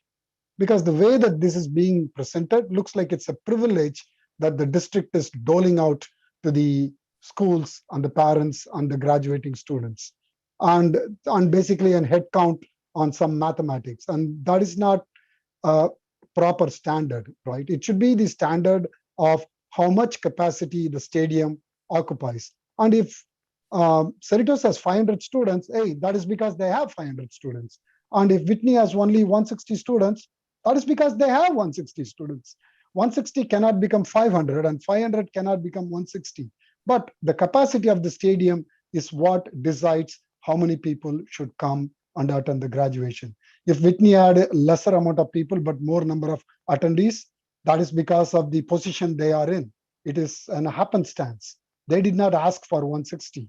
Similarly, if Cerritos has only 500 people and they have only 3x, which is 1,500 people attending the graduation, that is because they have 500 people and they did not choose the 500 either. It so happens that they have 500 people graduating. So the 3 times calculation, which I am guessing that's what the district went, I don't think it has any rational relationship to what an in-person graduation needs to be. So my request to the board is to look into the capacity of the stadium and the availability of the support staff, and maybe even use the Parent Teachers Association of the schools if there is a shortage. I bet, I know I was the foundation president in Whitney and also Indian Parent Association president. I know that the Whitney parents are very activist within the school, and they would literally be happy to support the school in any way possible. So my point is, please take this into consideration and look on increasing the number of participants for Whitney. Thank you very much. Thank you. The next speaker is Louisa V. Louisa, please unmute. You have 5 minutes. Good evening, ABC family, board members, and admin. My name is Louisa, one of your technology assistants, also vice president for CSEA Chapter 24 ABC. First, happy Teacher Appreciation Week to our ABCFT brothers and sisters. I know that young minds are being nurtured and grown by our wonderful faculty every day, and their work and role in our community and in society cannot be overstated. So my sincerest appreciation and congratulations to all the great teachers at ABC. Now, on to the other topic. I know that when people think about education, the image that immediately comes to people's minds are students and teachers and rooms with desks and chalkboards, or I guess now computer screens, right? But the truth is that the educational service that we provide to students and our parents begin the moment students and parents set foot on campus grounds. Every ABCUSD employee is an active participant in the service we provide. Every adult at our campus is a model for our students. Classified staff impact our students. And despite where we are in the process of negotiations, during times of negotiations, we still take pride in our role in the education of our students, especially when in many of these campuses, the classified staff more closely reflect the diversity of a sizable population of our students here at ABC. I want to remind the board that throughout this difficult year, many resources and efforts have been mobilized for our students and families and teachers. Every Wednesday, teachers have had a dedicated collaboration time set aside and opportunities for training directly from IT and academic services. Classified staff have been completely left in the dark. We don't get this service. We don't offer this service. 3 minutes. No one checks in. There has been no training or support frameworks in place to support classified staff. And yet, classified staff have professionally taken every single change and task and workload brought on by virtual and hybrid schooling in stride. The truth is that we are also burnt out. We are feeling frustrated and unappreciated, yet we show up, do our best to bring the level of service our students and families have come to expect from ABC. As a member of the negotiations committee, I want to again implore the administrators and board to consider the impact both classified units have as part of the ABC community and on the lives of our students and the education that we give them. Thank you to CSEA and AFSCME brothers and sisters. Thank you for doing what you do and for being an important piece in the excellent educational experience for which ABCUSD is known for. Good night and be well, everyone. Thank you very much. The next speaker is Mr. Salcedo. Go ahead, sir. Thank you, Mrs. Smith. I appreciate it. And board members and staff, thank you again for everything you've done to get our kids back to school. I am a parent of 2 students at Kennedy Elementary School, of which I attended myself and then attended Whitney High School. So I'm an ABC product. I don't think I've said that in any of my comments earlier. As some of you know, I sent an email earlier this week or last week regarding the communication about the return to school, the 4 days.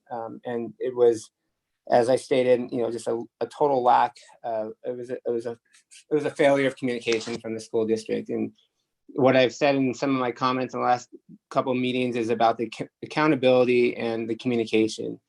We were supposed to find out back in March 29th, specifically, whether our kids were going to come back 2 days or 4 days. There were some rumblings about bandwidth and this and that, but no communication from the district, no communication from the school. It was only when I outreached to our particular principal that I was able to find out that the board had made a decision to postpone any decisions about 4 days a week. Fast forward a couple weeks, and I sent that email, and 30 minutes later, a mass communication went out from our school and as well as other schools, informing our parents that we were going to be going back 4 days a week. The parent or the teachers had known a day or two earlier, had already told some of their students to prepare to come back for 4 days.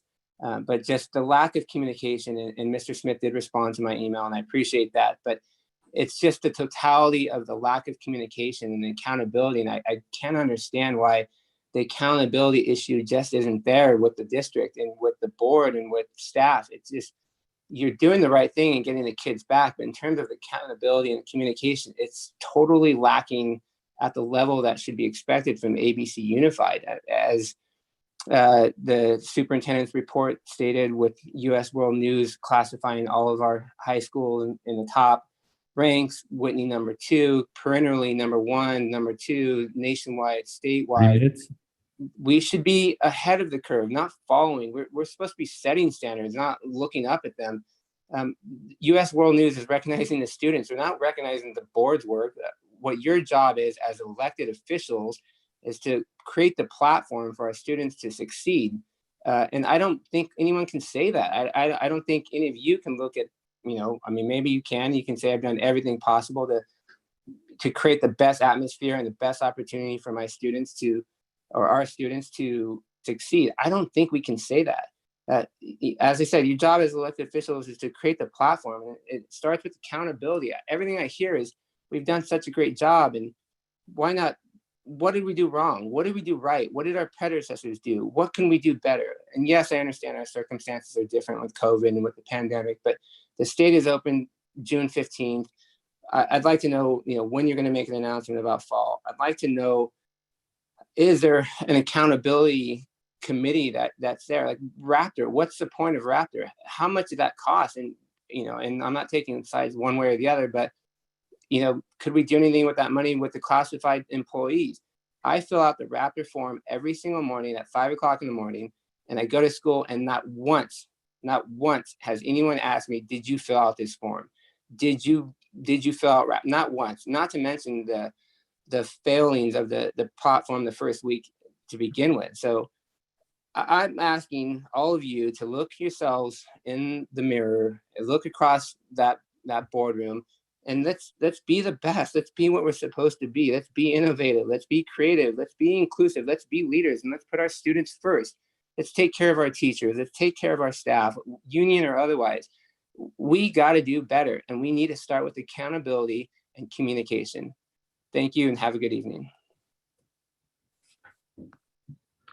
Thank you, Mr. Salcedo. The next speaker is Sylvester Annie.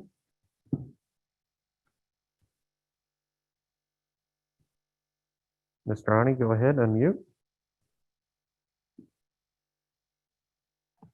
Hello, can you hear me? We can, yes.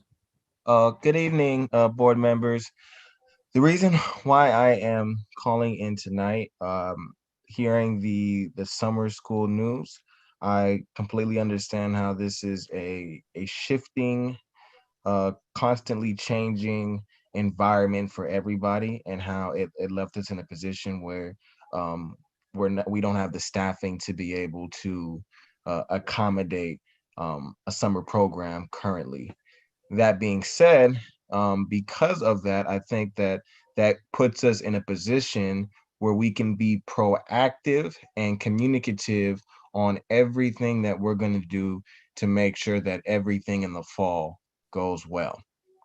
And when sometimes our infrastructure or our current systems don't meet the needs that people want, I think it provides us a space and opportunity to talk more as a community in terms of how we can provide the services that aren't going to be able to be rendered to us because of what the pandemic has done, and because of the pressing demands and that it's put on us to not be able to be fully staffed.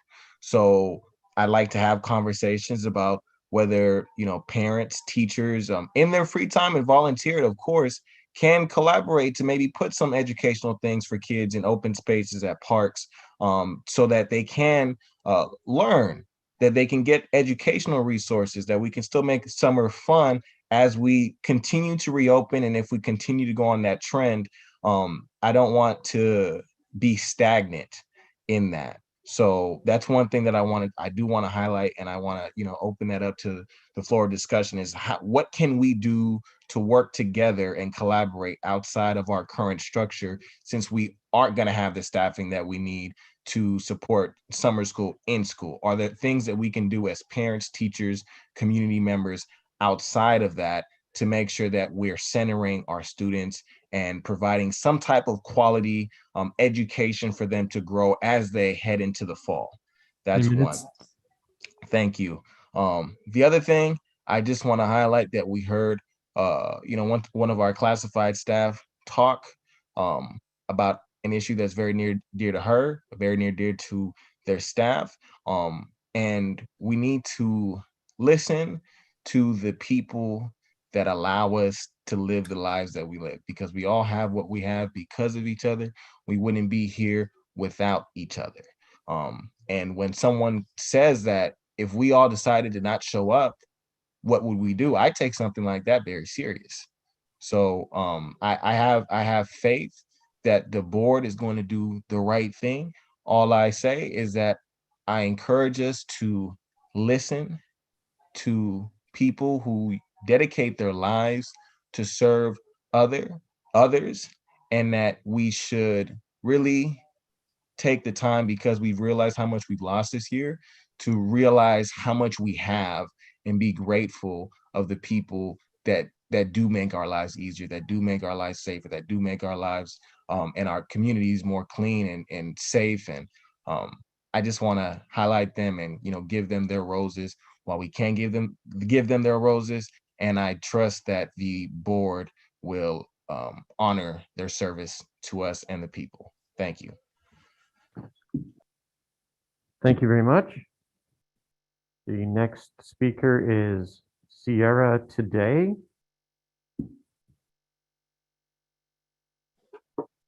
Go ahead. Hello, can you hear me? We can, yes. Can you please state your name? Yeah. Go ahead. Hi, I'm through meetings. I have heard many concerns about the school reopening for in-person, including summer school. But I haven't heard anyone talk about concerns about, information about virtual academies. Many students, I talked to other parents such as myself, and our kids are actually thriving and doing a lot better because they're avoiding a lot of the other concerns that they've dealt with, as kids going in schools, which is flexibility in learning or even bullying. So I'm kind of curious as to what options the board is considering for summer or the fall for some of us who would like the virtual academy, or we might even want to stay in that kind of arena. So, and I appreciate all the effort that the board has done and that the teachers have done, the staff has done, because of their effort now, my kids are doing better. My kids are more focused, they're listening, they're thriving. So I would like that to continue. And I want some accountability, or I want some explanation as to what options we're going to have. When we have one person making a big deal about summer school, for example, or the fall and returning, I understand that concern. We've learned from this pandemic, but we've also learned how we can move forward and how we can provide alternate options. So I ask you that if you're going to consider one person's request on that issue, that you also consider another person's request to look into the benefits of virtual learning.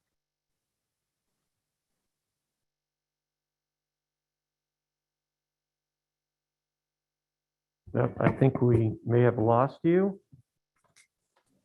I think we got your message. Thank you. We will try Shalini again.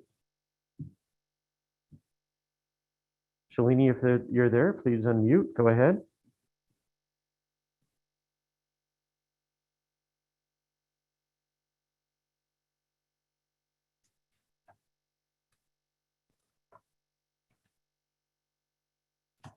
Go ahead. I see you're unmuted. Go ahead.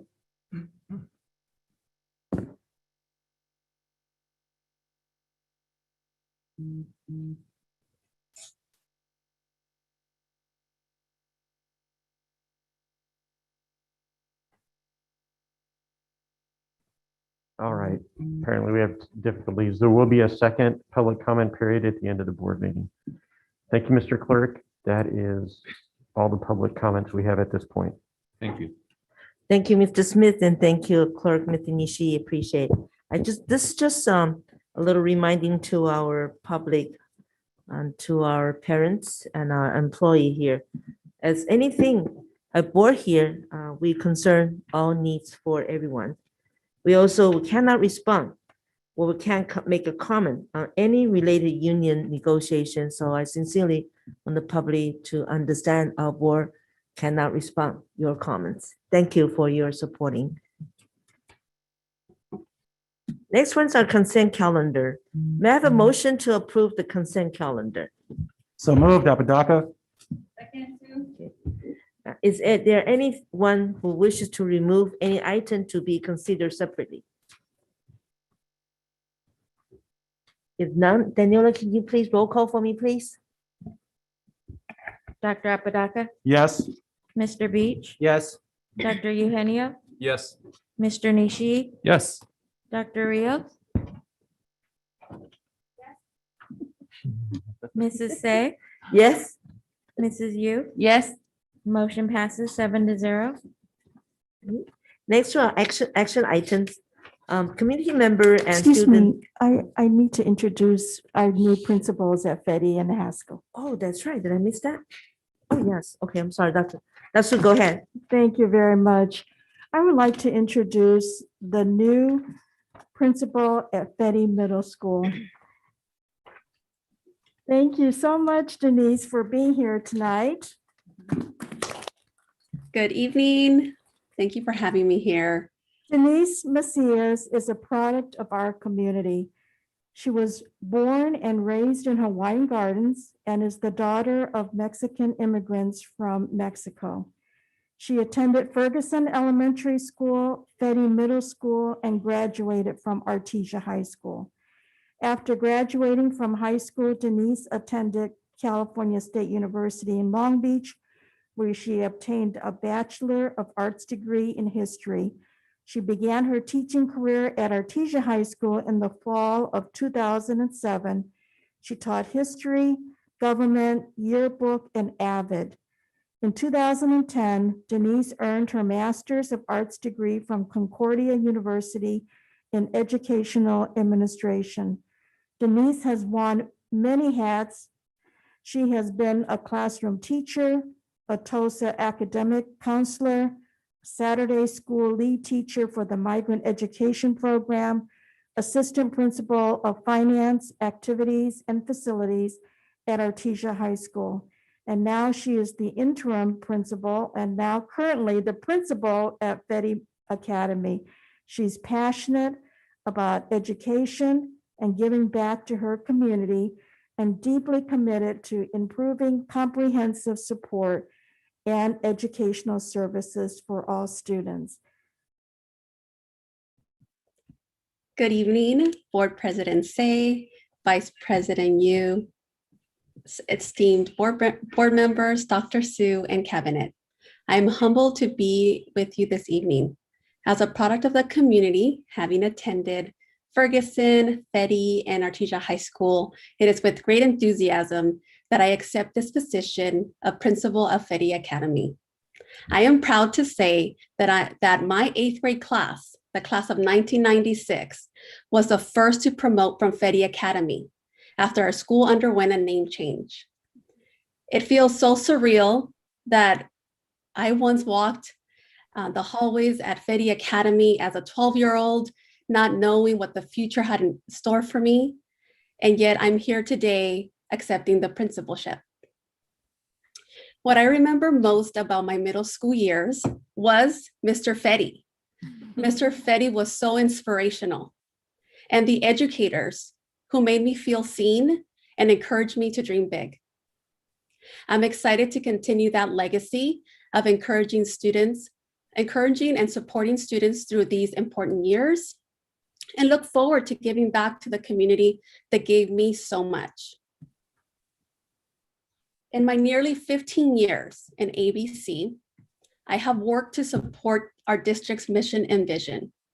After being the interim principal at Fetty Academy this school year, I can truly say that I am honored and humbled to accept this role and continue to lead a school with such a dedicated administration, faculty, staff, and supportive school community. I am deeply committed to this role because that is what my community deserves. I would like to take this opportunity to thank my family, my husband, my 2 daughters for their support. My parents who made the ultimate sacrifice to come to this country to ensure their 4 children had a better life than they did. I would also like to thank all of you, the school board, the cabinet, and one of my mentors, Sergio Garcia, for your support in providing me the opportunities that have shaped me into the leader I am today. Thank you for your confidence in my leadership. Congratulations, Ms. Macias. Thank you very much. Next, I would like to introduce the principal of Haskell Middle School, Valerie Gutierrez.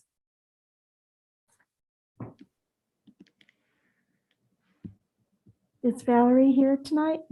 Yes, I'm here. I just can't start my video for some reason. Okay, thank you. Well, I'm going to start reading your brief bio. Valerie Gutierrez began her career as a school counselor in 2008 in San Gabriel Unified School District at Jefferson Middle School. In 2010, she started working in Hacienda La Puente Unified School District at La Salette School, a TK through 8th grade school. She made the decision to pursue an opportunity in ABC Unified School District at Artesia High School. It was at Artesia High School where she served as a counselor for 2 years before becoming Dean of Students. She has continued her role as Dean of Students at Tetzloff Middle School for the last 3 years.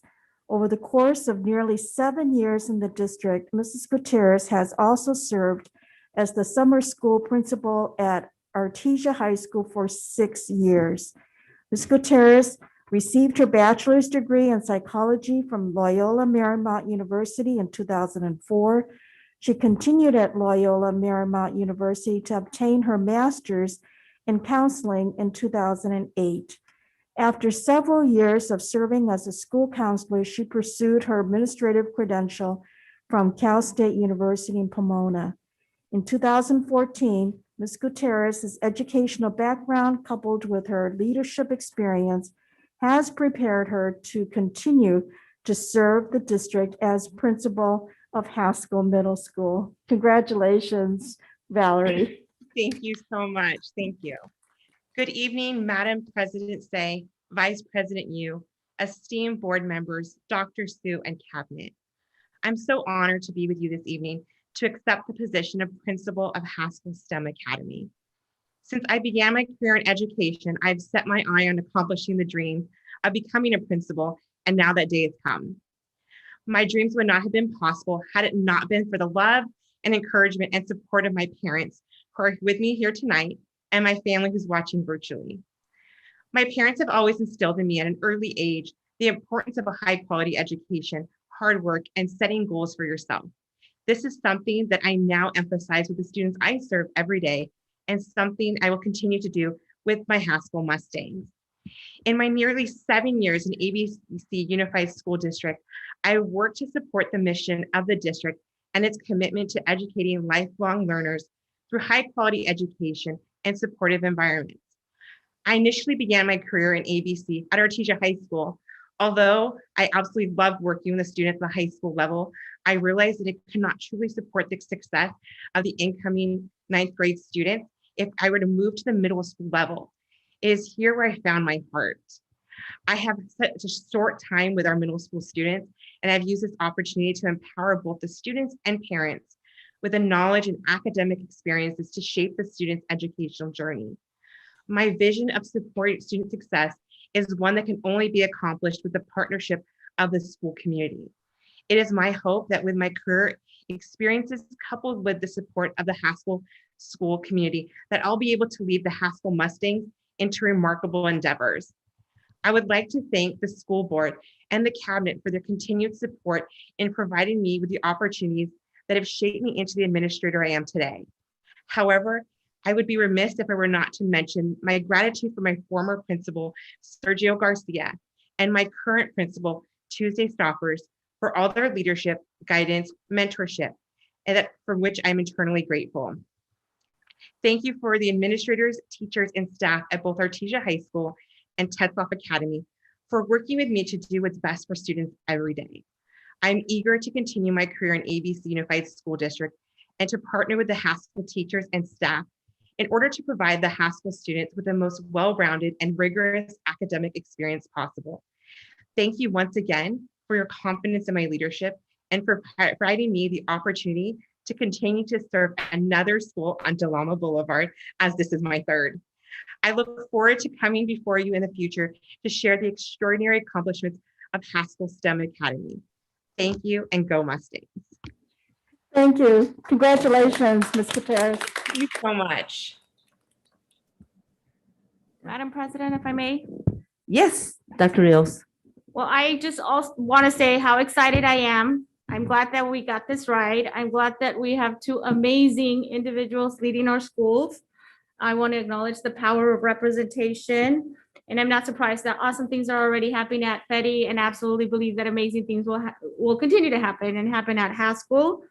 I want to give a shout out to Mr. Garcia, because I think the greatest compliment to a principal is to inspire and nurture leadership and people that work with you. And, you know, it's no coincidence that they both have history at Artesia, and I happen to know them because they were there when my daughter was there. So I am super excited. Congratulations. Thank you. Okay. Yeah, go ahead, Vice President Ms. Jiu. Again, I want to echo my board member, Dr. Rios, but congratulations. And I'm very excited that I could tell that you guys are both very passionate. You have a high calling and love for students. And I really look forward to great things happening at Haskell Middle School and Feddy Academy.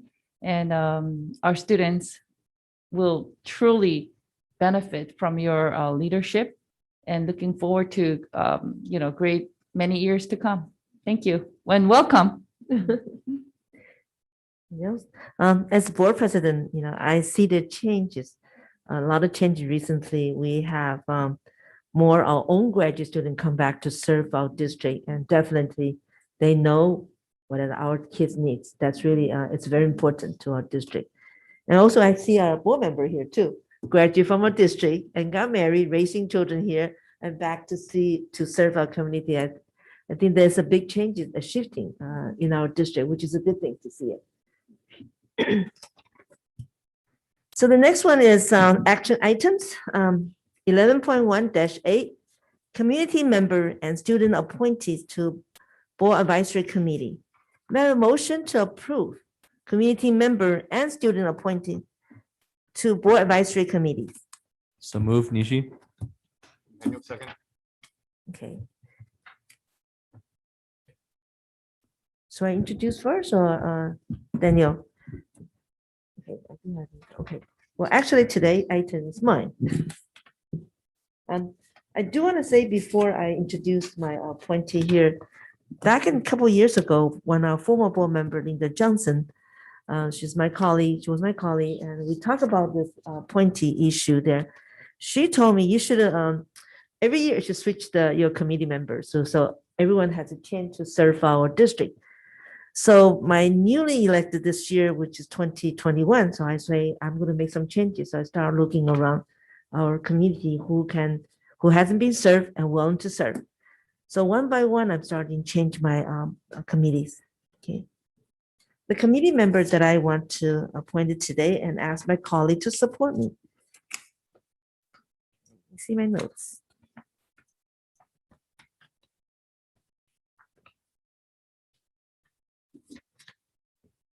His name is Anatha Ramachandran. Anatha is engineer and entrepreneur. He has a bachelor degree in engineering from India and also a master degree and MBA from the University of South Florida. Anatha has been actively involved with ABC School District and was the president of Winnie Indian Parents Association, also served as a vice chair of Winnie Foundation. He supported ABCUSD school bond measure and actively campaigning for the pass of the bond measure. Anatha has been happily married for 18 years. Anatha's wife is Sonia, is a pediatrician working in the Cerritos, and she's also current Optimist president. Anatha and Sonia have two beautiful daughters who graduated from Winnie and now attending UC Berkeley. Anatha, I believe you're here, and then would you give us a few words to the public, and thank you for accepting that. I mean, not accepting, I have to get my board colleague to approve that. Go ahead, Anatha, the floor is yours. Thank you, Madam President. Dear, can you hear me? Yeah. I guess we need to get a board proof first before I have Anatha to make a speech. Am I right?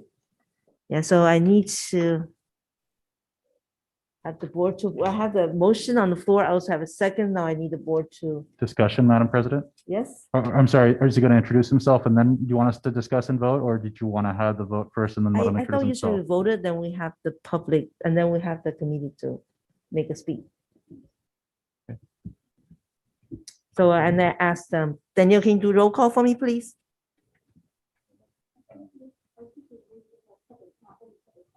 A public comment, that's, yeah, that's right. Anyone wishing to make a public comment on the agenda item, which is 1.1-8, please use the raise your hand feature on Zoom at this time. Do you have any? Mr. Smith? We do not right now, Madam President. Okay, and do we have any discussion from our board? If none, Daniel, can you do roll call for me, please?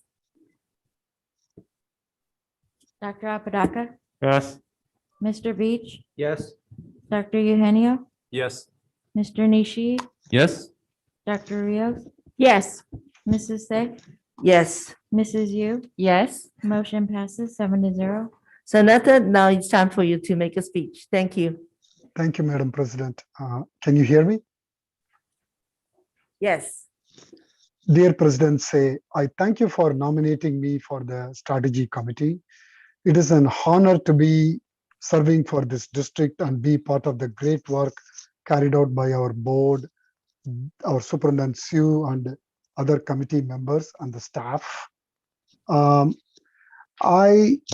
have the privilege of knowing personally and working with many of the board members, and I have witnessed firsthand the dedication, the hard work, and more importantly, the love they have for high quality education and the well-being of the students of the district. I am humbled and honored to be nominated and have the support of the board, and I would do my best for the board and the district and the students. Thank you very much. Thank you. Thank you, Mr. Anatha. Okay, next 2.28, resolution of 20-75 day of the employee. May I have a motion to approve resolution 20-75 proclaiming May 5th, 2021 as the day of the employee to honor all ABC Unified School District employees. So moved, Apodaca. Nishi, second. Anyone wishing to make a public comment on this agenda item, please use the raise your hand feature on the Zoom at this time. Do we have any, Mr. Smith? Thank you. Daniela, can you do roll call for me, please? Dr. Apodaca, Yes. Mr. Beach, Yes. Dr. Eugenio, Yes. Mr. Nishi, Yes. Dr. Rios, Mrs. Say, Yes, Mrs. Yu, Yes. motion passes 7-0. thank you. Next one, 3.11-8. May I have a motion to approve request to contract with the Basic Life Support Express CPR to provide first aid and or CPR classes for students enrolled in the ABC Adult School Medical Assistance, Pharmacy Tech, and Caregiver programs for the 2020 to 2022 school years. So moved, Apodaca. Second, Beach. Anyone wishing to make a public comment on this item, please use the raise your hand feature on Zoom at this time. Do we have any board discussion? Okay, I have first one is VP Ms. Yu. Anyone else? Now go ahead, the floor is yours. Okay, thank you, Madam President. Just a quick question. This is, sounds like a very great program for our students. Are these program available to any of the high school students?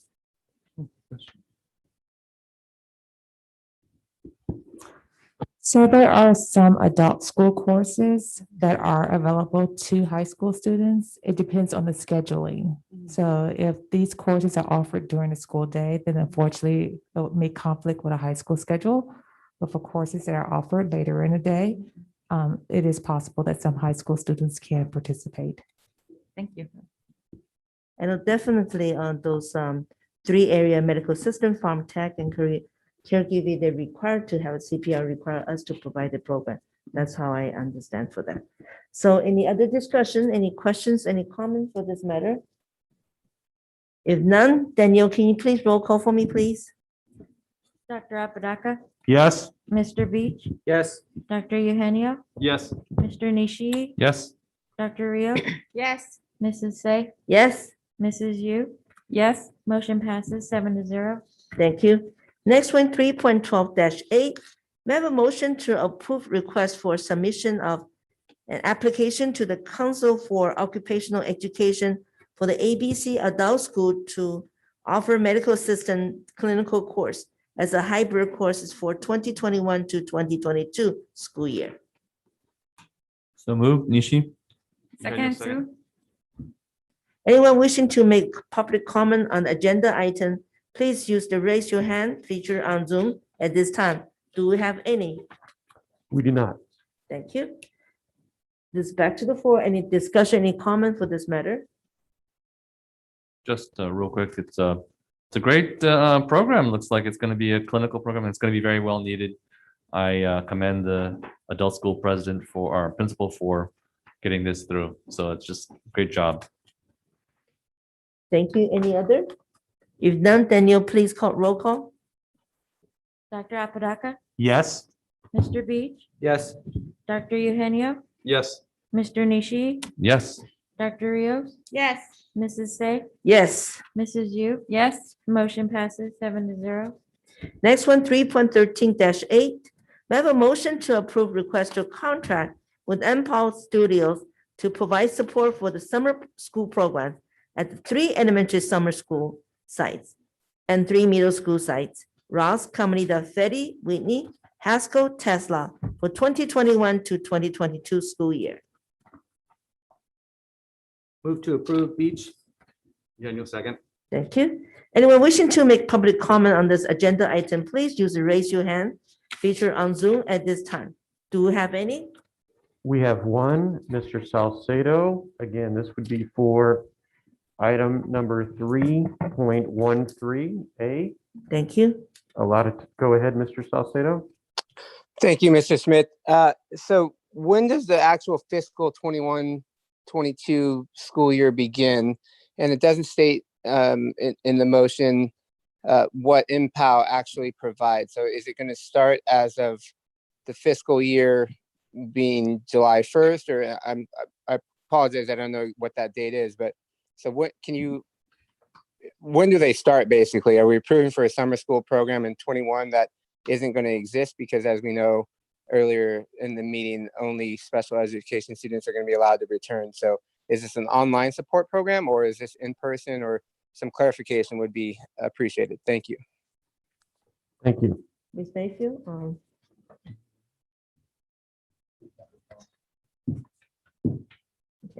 Now back to the board, any discussion, any comments? Yes, I have some questions. Did we RFP for this particular Empower Studios, and what did the RFP look like? Thank you for the question. We are not required by law to have an RFP for these programs. They are summer school programs, pretty unique to the companies that are advertising these services. Okay, I would just like for us to, what other research do we do to select Empower Studios in terms of qualifications and due diligence and things like that?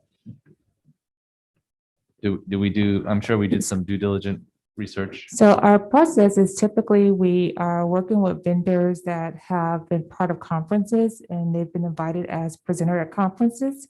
They're also through referral process when we're working with other school districts who have used them and have shared positive outcomes. Sometimes our county office also provide us with different consultants. So there's various means, but we use that as part of the vetting process because they're part of academic conferences. And so they have a reputation of working with other school districts. And typically we ask them what school districts you have worked with. They have to complete all of our consultant paperwork and show the appropriate amount of assurance. Okay, I'm just hoping that, it's a $88,000 contract, and sometimes comparing apples and oranges, and it would be nice if we had some of the basis for the decision in the board report. I'm sure it's great company. I just would love to see that a little bit more. And just kind of echoing off the question that was asked, it's going to be an online course, and it's starting when? It's part of our summer school program. Our summer school program runs from June 21st through July 9th. It will be offered virtually. Thank you. No further questions. Dr. Mayfield, would you like to give a little detail, the background information of this item, please? Because I Sure. didn't forget to call you. Our board item here describes specifically what the program will offer. Is for 3rd through 6th graders, as well as our students who are in the 7th grade middle school prep program. The program includes 2-week, 1-hour classes for students in 3rd through 6th grade. And it involves digital art, digital gaming, as well as navigating in the 3D space. Similar program is for our secondary 7th grader students. And their program, though, is a 3-hour program with digital animation. Okay, thank you. I should have asked you to give some background to the public so they understand what it's about, this program.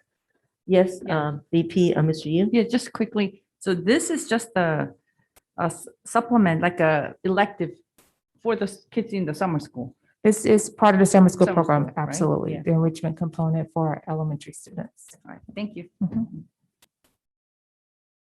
Any other? If none, Daniel, please roll call for me, please. Dr. Apodaca, Yes. Mr. Beach, Yes. Dr. Eugenio, Yes. Mr. Nishii, Yes.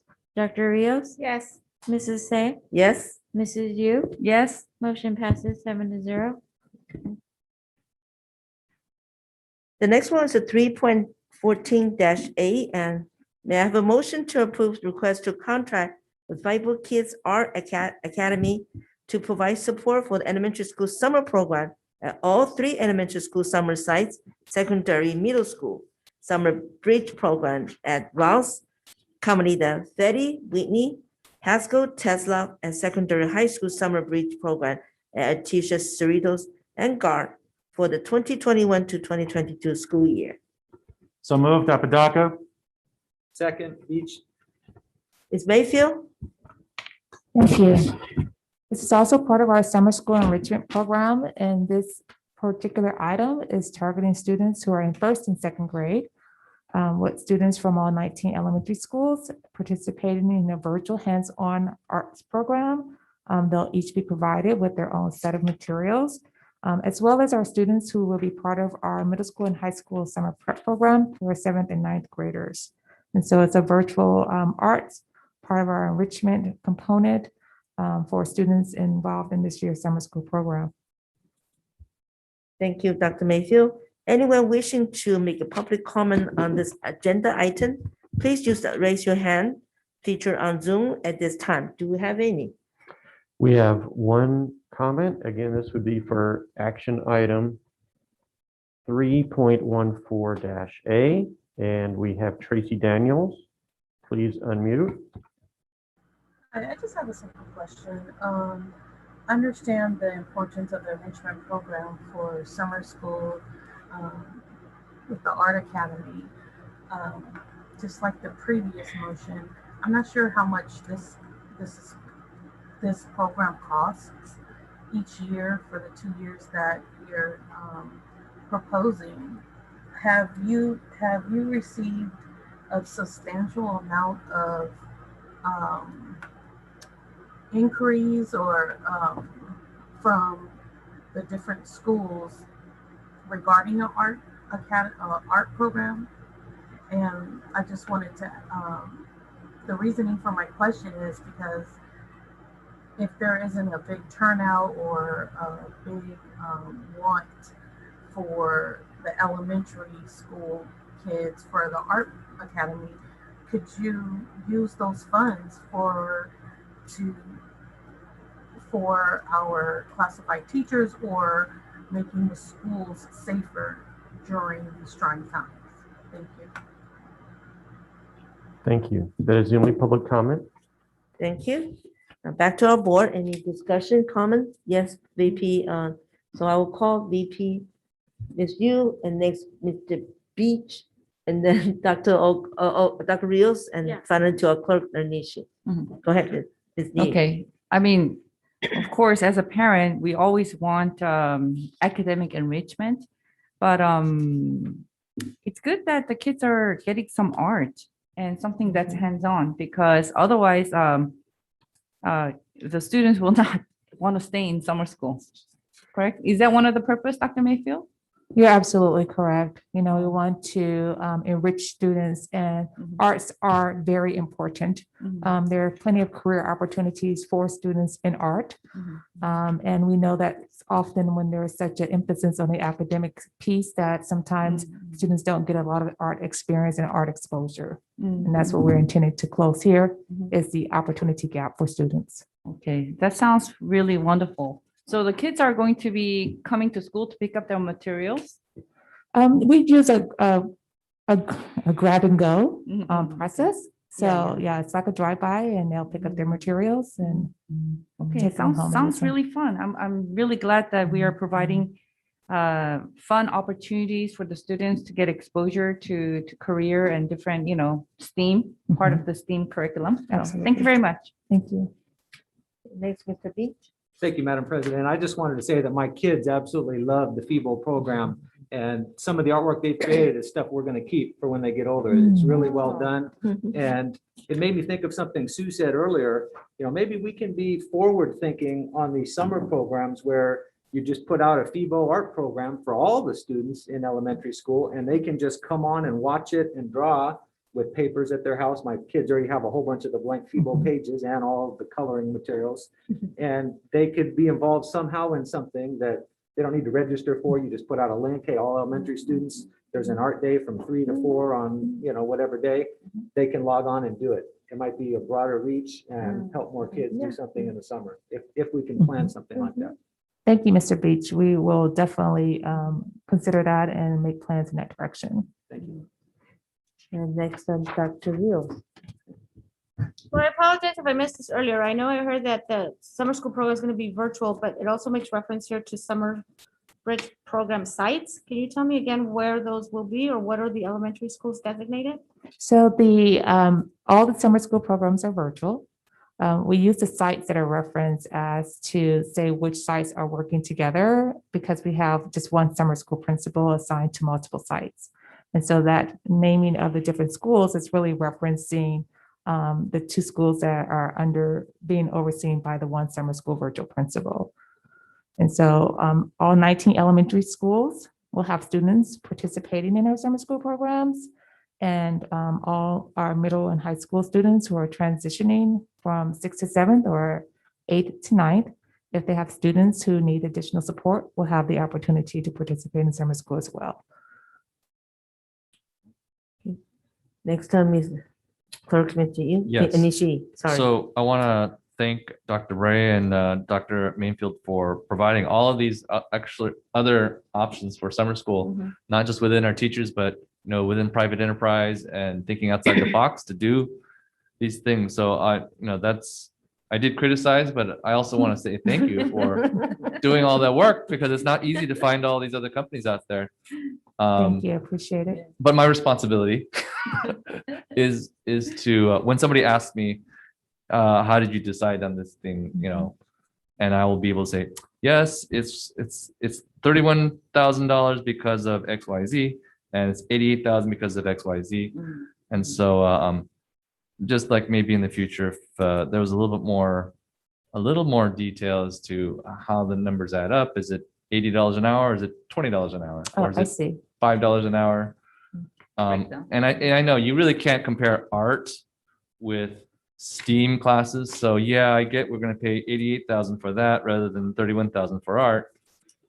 But if I was to try to explain that to an art teacher, she may not be happy, or he may not be very happy. And the reverse, I need to explain that to people. Why did I decide this was the right price? So if that I understand your request, and we'll add that in the future. Thank you so much. I really appreciate it. Again, this is a great job. So this is going to make summer school fun. Yeah, it's got to be fun. Yeah. And we also can ask local business people donate a little, like Chick-fil-A. They have a little card for the student, get free lunch, free meals, and McDonald's also have free meal too. Get involved, give them some award from there. It'll be more fun to have them some involvement. Thank you, Dr. Mayfield. It was wonderful. Now, Daniel, can you do roll call for me, please? Dr. Apodaca, Yes. Mr. Beach, Yes. Dr. Eugenio, Yes. Mr. Nishi, Yes. Dr. Rios. Yes. Mrs. Say, Yes. Mrs. Yu, Yes. motion passes 7-0. Next one, action item 3.15-8. We have a motion to approve request to contract with the Math Science of West Orange County to provide virtual family science night event and virtual science workshops, leading students engaging hands-on science learning for the virtual elementary school and middle school summer bridge program for the 2021 to 2022 school year. So moved, Nishi. Second, Sue. Dr. Mayfield, please. Thank you. This is our hands-on science program that will also be part of our summer school program. This particular item is referring to students who are in grades 1st through 2nd with student representatives from all 19 elementary schools, as well as incoming 7th grade students who will be part of our middle school summer school program. And so students will have the opportunity to explore and engage in different types of hands-on science experiences that will be provided through this particular company. Thank you. This to the public. Anyone wishing to make a public comment on this agenda item, please use the raise your hand features on Zoom at this time. Do we have any, Mr. Scott? We do not. Thank you. Now back to the board. Any comment, any question regarding this agenda item? If none, then you please roll call for me, please. Dr. Apodaca, Yes. Mr. Beach, Yes. Dr. Eugenio, Yes. Mr. Nishi, Yes. Dr. Rios, Yes. Mrs. Say, Yes. Mrs. Yu. Yes. Motion passes 7-0. Next one's a 3.616-8. May I have a motion to approve request to adopt the history social science textbook titled My Word Interactive, published by Save Us Learning Company for grades K to 6. Motion to approve, Eugenio. Second, Apodaca. Thank you. That'll be back to you again, Dr. Mayfield. Thank you. We're really excited to be adopting new social studies, history, social science materials. This has been a 2-year process due to the pandemic. We actually started this process back in 2019. Our process is pretty intensive. It involves school site teachers representing every school in the primary and upper grade, as well as teachers from general and special education background. They go through a vetting process of the state-approved textbooks, meaning that they take a look at the different textbooks that are on the state-approved list. We actually look at the different components of the materials. We actually look at how we would approach teaching the same lesson from all the different materials. And that vetting process gets us down to 2 publishers. Those 2 publishers are invited to a vendor fair. And at the vendor fair, each publisher is given the same amount of time to present their materials. The materials are then sent to the school site, where schools have all teachers can take a look at the materials at their school sites. In this case, all teachers were given the opportunity to use the materials to teach from. Typically, it's about a 30-day, but because of the COVID pandemic, they had the materials at their sites for a longer time period and were able to vet them for even longer. But in that course of that time period, we do ask teachers to look at all components, meaning to look at what are the English learner supports look like? What are the assessment pieces? Is there a leveling option? What is the connection to other curriculum materials? And so there is a structured process that we use to make sure that we're looking at the materials from the same lens. Each school selects the book that they would like to see at their school, and then we proceed from there. So this company will provide e-textbooks, and so the students will have access to these materials electronically, as well as textbook publishers are moving away from the traditional hardbound single book, and they're moving more towards consumable books that are divided into smaller units. And so students will have access to both e-materials as well as consumable materials. This is over the course of 8 years that we will be receiving these materials. So we're really excited to have these put into our students' hands come the fall. And this pricing also includes professional learning offered by the publisher.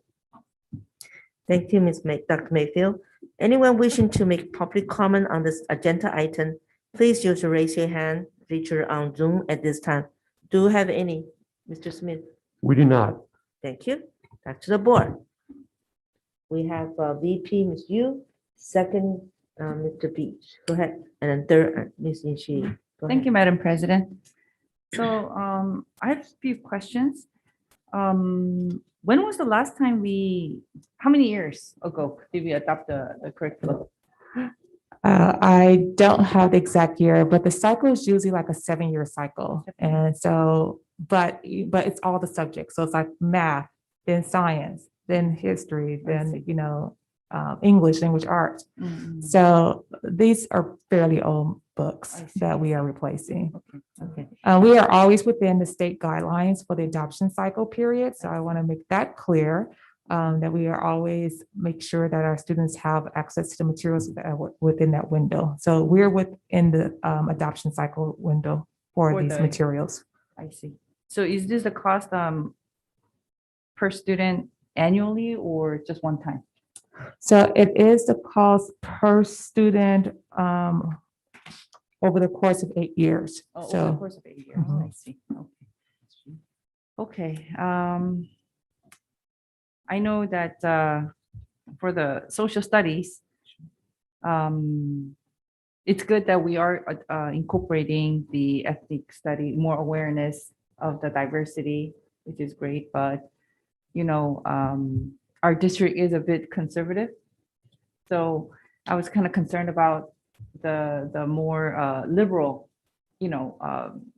factors in the curriculum. Is there a way to keep it kind of conservative when it comes to like the family values and, so forth? So we have state standards that we are required to teach. We have a framework that we're required to use.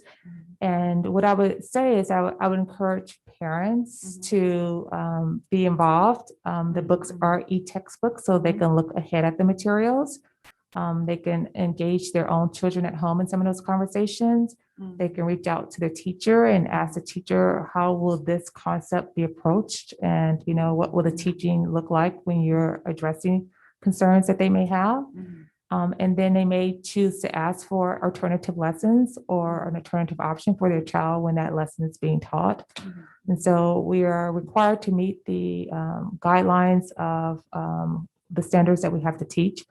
But again, we want to encourage parents to be involved, and they have access to the books. They'll be able to look at them, and definitely I would ask them to encourage them to engage with their classroom teacher. Thank you. That is it. Thank you. Next will be Mr. Beach. Thank you, Madam President. I'd first like to say the board learned about these books on Thursday, and there's 7 of them that we're going to be approving tonight, K through 6. Is that correct? There is one publisher, and each grade level has its own book. Okay. And I appreciate the district providing us a link. I was unable to open the entire textbooks on my home computer. I don't know if other people had the same problems or not, but it just kept spinning and spinning and spinning, and I wasn't able to read them. And frankly, it would be hard for me to read 7 history books in 5 days anyway. So I'm having a little struggle approving books that I haven't looked through completely, so I don't know what's in them. But I did do significant research. And I just want to ask, I saw on the district website, it also says that we allow parents to review these books for a 30-day period. Do we advertise that? Absolutely. It's been advertised in several local newspapers for 30 days. It's our standard process whenever we adopt new materials. And we communicate in that communication where parents can go to find the link. I actually went on today without a problem, was able to view the materials because, I've looked at them before and it's nice to refresh. And so it's still available. The link is still active as today. So if anyone is interested, they could still go on and take a look at the materials. It's still an active link. Was there any complaints from teachers or parents about? We did not. We actually did not have anyone contact us at all to ask questions or to inquire about the materials or to speak to our textbook experts who were available. And the last thing I have is based on my research, one of the complaints was these books are one-time use. So the student writes in them and uses it and done. What's the cost comparison if we bought reusable books for 7 years versus 1 book per student per grade level, and then we can't use it again? The books that we used when we were in school no longer exist. So that option is not available. Consumables is the direction that publishers have gone down with our last 4 adoptions. So our math books are consumable, our language art books are consumable. So it's the new standard. And I think that's why there's also an textbook that comes along with them. The intent is to make the books smaller, make them more manageable, and to structure them around units and themes. And so I just think it's intended for students to have a place to write in, and they don't require having additional paper or different additional materials. They can just write in the book and interact with the book, which is actually good practice for students, especially when they're preparing for future AP classes. You know, you highlight your book, you write in your book, you take notes in your books.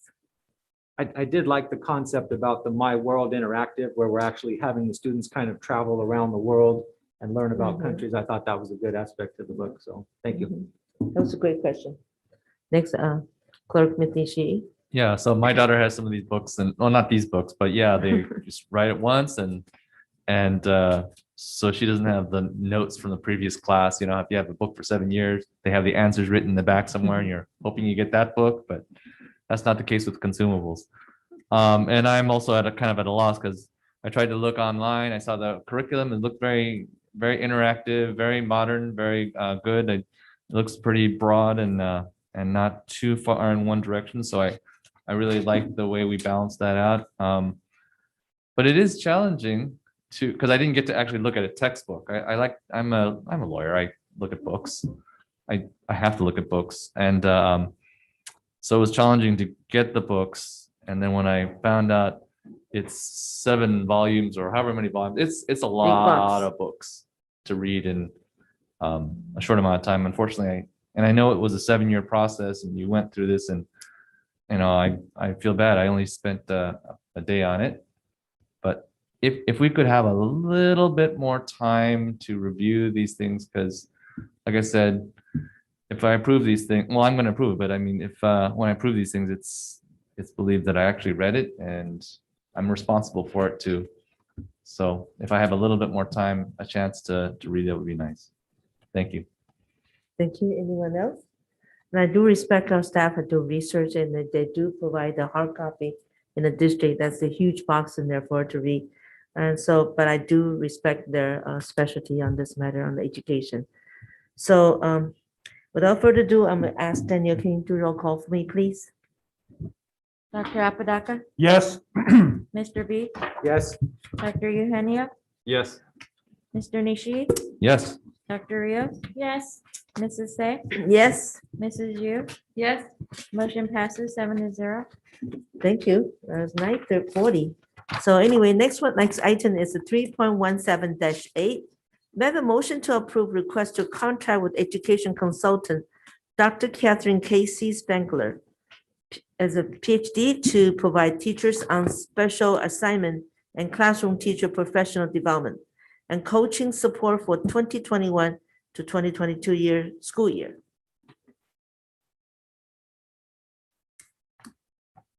Daniel, motion to approve. Second, each. Okay, this will be back to, I believe, Dr. Mayfield again. We'll keep you busy today. Thank you. Yes, my staff is keeping me busy. Yeah. And so in ABC, due to the high percentage of Hispanic students who are English learners who have been classified as special education, we are in a position of disproportionality. And because of being in that position, we're required by law to remediate that with an action plan. So included in our action plan has been another 2-year-long process involving administrators and teachers in this process of looking at school data, looking at their data, asking critical questions about their students, asking questions about our identification process, asking questions about our intervention programs that are in place, asking questions about our SST process. So a lot of intensive questioning has been in place over the last 2 years as we examine our data. We have made and noticed change in a decrease in the number of students, but and we also, of course, have students who graduate out every year, but it is a continuing, ongoing effort and work on our part. And so one of the committee in meeting and planning, the recommendation was to try a pilot program, and which we are going to hire TOSAs who will be provided extensive, intensive reading and the analysis of assessment data training by Dr. Casey Spencer, and with the goals of them working directly with classroom teachers as a coach, as well as working directly with students to try to really get at those numbers and to see an increase in the percentage of students who are starting to not be identified and to be able to better distinguish if it's a language need versus if it is special education need. So we're super excited about this, and we'll have it in place, and we are hoping to expand it and to include other Title I schools. Thank you, Dr. Mayfield. And now to the public. Anyone wishing to make a public comment on this agenda item, please use the raise your hand feature on Zoom at this time. Do we have any? Thank you. Now to the board. Any comment, any questions? I have a Dr. Rios. Go ahead. I'm wondering, why are we getting TOSAs? Why aren't we investing in reading specialists? I mean, I know that it is very important to be able to determine whether a child who's struggling with their learning has a problem in learning or has a gap in learning, but why are we training people when we can go out and hire people that are already trained? So this was the work of a committee who explored multiple options as to how they wanted to approach the challenge that they were faced. And the outcome of that was to train these teachers in as coaches to support reading so that they're supporting every classroom teacher with firsthand instruction versus this is part of a whole comprehensive plan. So let me put that in the context. This is one piece of a bigger plan. But in this piece, the role of these individuals is to provide coaching support so that we are working on first instruction in all of our classrooms. So it has a broader impact than a pull-out program where maybe we're only working with a small number of students at a time. And so the intent here is to go after the overall instruction that students experience throughout the entire school day. And this is one of the components of a comprehensive plan. So how many of these TOSAs would be assigned to say one school? One TOSA assigned to each school that's listed here. Thank you. Any other? None. Daniel, can you do roll call for me, please? Dr. Apodaca, Yes. Mr. Beach, Yes. Dr. Eugenio, Yes. Mr. Nishi, Yes. Dr. Rios, Yes. Mrs. Say, Yes. Mrs. Yu. Yes. Motion passes 7-0. Next item will be board member reports. I have the Dr. Rios, then Dr. Hino, and Dr. Board member Mr. Beach, and we have a clerk Nishi. Go ahead, Dr. Thank you, Madam President. I just wanted to also acknowledge that today is National Teacher Appreciation Day and Week, and so wanted to take a special moment to thank our teachers. Teachers remain the single most important factor in student achievement, and so it's important that they be recognized and valued. I recognize that it takes a village, and it's not just teachers that make education possible. But again, really do want to, given that this is National Teacher Appreciation Day, recognize them. So thank you. Dr. Rios also send it to you too for your hard working as a principal. Yeah, thank you. Next, Dr. Hino. Thank you, Madam President. On April 28th, I was invited by elementary band director, Mr. James Brink, to attend one of his virtual band practices. I was able to attend his Wednesday percussion practice from 10:40 a.m. to 11:15 a.m. Mr. Brink teaches band students from Gonzalez, Palms, Aloha, and Willow elementary schools. I want to commend Mr. Brink for truly being creative and advocating for our band programs, as band tends to keep our students more motivated and increase their academic performance. Now is the opportunity for us to reimagine the district band program for the future. Our current pandemic has forced us to be more creative in reaching out to our students. Title I students are generally falling further behind in these unprecedented times. A real investment in our band programs can help lift many of our students' education and lifetime fortunes. On April 29th, I attended Cerritos High School's fundraiser at Frantone's Pizza and Spaghetti Villa. with Mr. Ernie Nishi and Madam President Say. I want to thank the City of Artesia's Mayor Renee Trevino and Cerritos Mayor Pro Tem Chung Vo for attending and contributing to this fundraiser and for always supporting our schools. I also want to thank ABCUSD's Department of Transportation, along with our bus drivers, for contributing to make it possible for many of our students to attend in-person classes 4 days a week.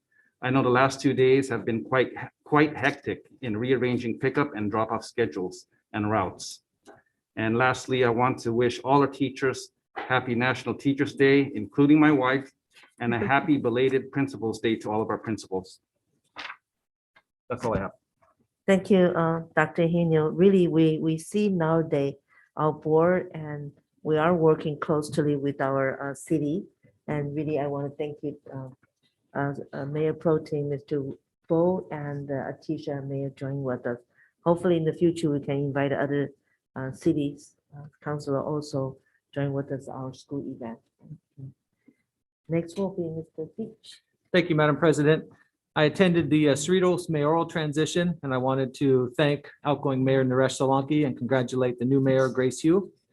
I attended for a short time the Cerritos College K-12 Partners in Education meeting, and I am very proud of our partnership with Cerritos College. Hopefully we can keep that going. I want to say happy Teacher Appreciation Day for all of our teachers and thank them and all of our staff throughout the district. I saw in an article recently that LA Unified opened their playgrounds, and I heard some rumblings that we're possibly doing that. My girls can't wait to have the orange, whatever it is, netting come off the playground so they can play. I'm sure we can clean them and keep everything safe. I also watched the School of Choice Lottery, even though it was really quick, one click of the button, but Mr. Catlin did a great job. I want to thank him. Cerritos girls softball is coming back in the fall for all of our parents. If your kids want to play softball, signups will be coming in another month or two. I wanted to thank the Toastmasters International. I was actually set up by their division director, Crystal Gillespie, who's the mother of 5 kids, 5 sons here at ABC. She wanted me to speak about my community involvement and my role on the board. So I'm prepared to give a speech, and they actually honored me for being a community superhero and presented me with a nice basket of things. And it was just a really nice honor. I mean, this pandemic's been tough on all of us. We dedicate a lot of time, as do everybody at this table. And I want to thank you as well for all the work you do. The last thing I have is we only have 5 meetings left before fall. And I really feel this board and cabinet, I'm sure there's things in the works, but we need to maybe have a private meeting or even agendize it and start talking about what school's going to look like in the fall so parents can know, because frankly, a lot of parents have told me they're looking at private school or looking at transferring districts if we're not back 5 days a week and back to the normal hours. For my school is 9 to 3. So I'm really concerned about that. I think we could bring a lot of students back that left this year if we go back to a full 5-day schedule with normal hours and still offer a virtual academy. You know, I thought for a long time, even before the pandemic, that we could recruit students from all over to come to ABC if we offered something like that. And now is the perfect time to do it right, recruit students that way, and then make our parents that want to go back in class happy and stay here at ABC. I prefer that for my daughters, and I'm hoping we can get out in front of this because it's going to be on us really fast. And parents are wanting to know, like you've heard tonight, what we're doing. And I think this board with good leadership and our superintendent's office, we can make some decisions fairly soon and start letting people know, hey, this is what we're doing. Thank you. That was a great point. And the staff need to work on that. Where since we talked about summer today already, I think we should focus on the fall. What we're going to do plan A or B, and we come out real soon. Just like Mr. Beach just mentioned about, we only have a few months left right now. Thank you. And next one, our clerk, Nishi. Okay. Wow, that was a pretty good board to me. I almost don't need to say anything, but just be Yeah. real quick. There you go. I'm really proud to be on a board where we support our schools, and it was amazing that not many of the board members came to this Cerritos High School fundraiser, and a lot of civic leaders, and that's what it's about, supporting our schools. That's what we're here for.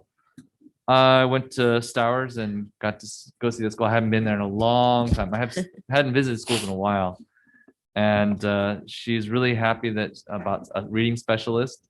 And those are just for some schools, but she's really stoked about the reading specialist. And you know how we have a psychologist, a helper at each person psychologically at each school to make sure that we have wellness counselors, things like that.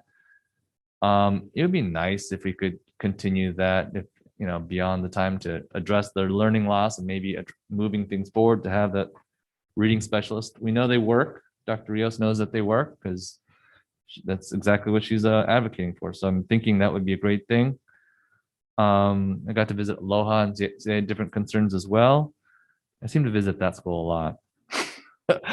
And I also agree with board member Beach regarding technology. Moving forward, there was a parent that was talking about how their kid really loves the online setting. And yeah, this pandemic was not great, but let's take the advantages from it. Let's move, because this is eventually where a lot of things are going to go. Some kids do thrive on that online format, playing video games all day.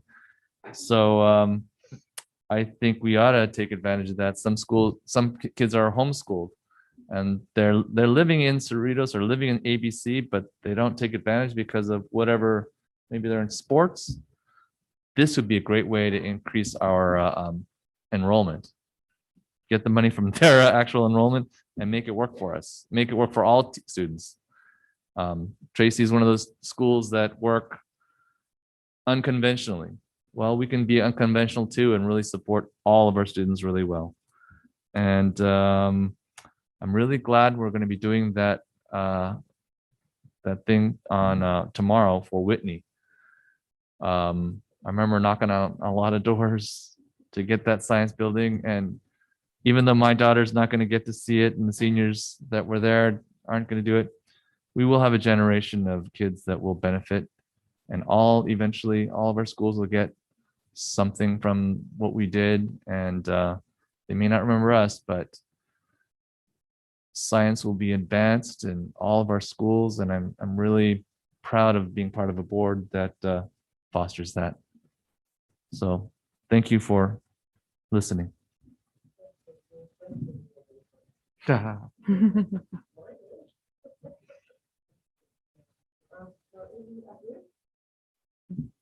ahead, go ahead.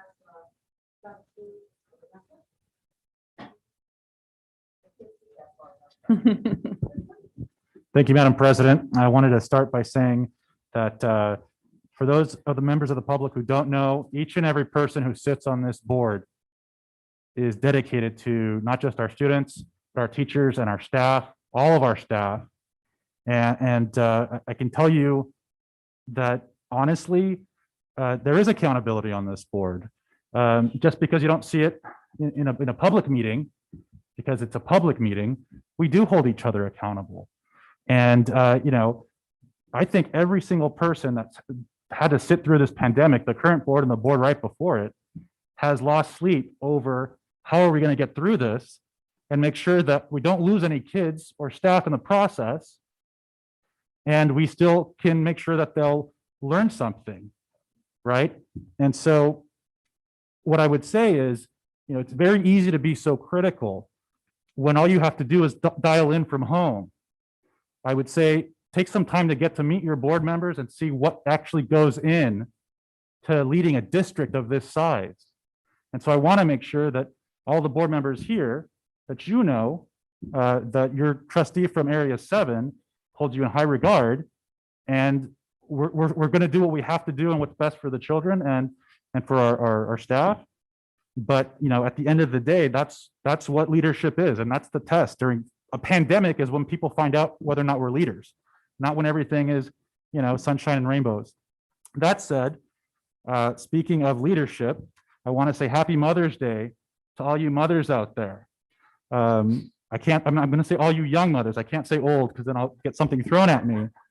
But I want to remind everyone that you only have one mother. So treat her well. And if she's still here, and if she's looking down on us from up above, well, honor her memory the best way that you can. And in a caveat for this year, I would say let us also remember those mothers who no longer have children.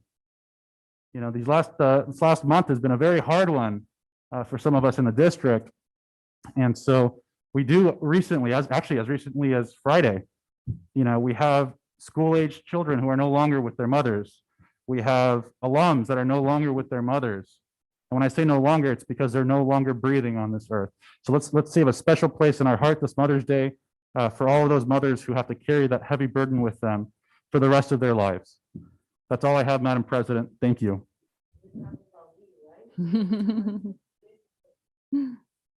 You talk about me, right, Dr. Apodaca? I'm recently just promoted to become a grandma. I would never even think of it, Madam President. Thank you, though. Any other?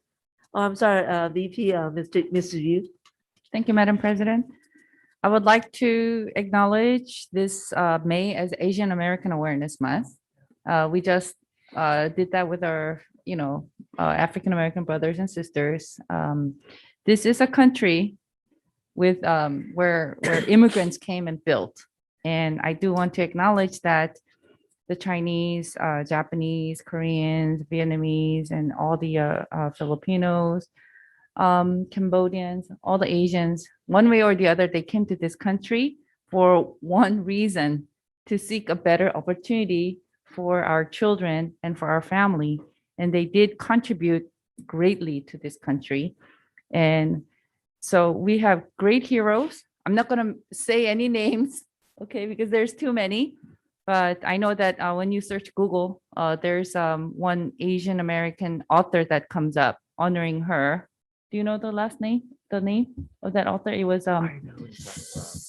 Yamasaki. Japanese name? Japanese. Yeah, it comes up under Google. Yeah. So we have great authors, great writers, activists. So the May is a month to honor all the Asian Americans who work so hard to build this country. And secondly, I do want to say thank you to all the teachers and employees for dedicating your lives for our district and investing in children's lives.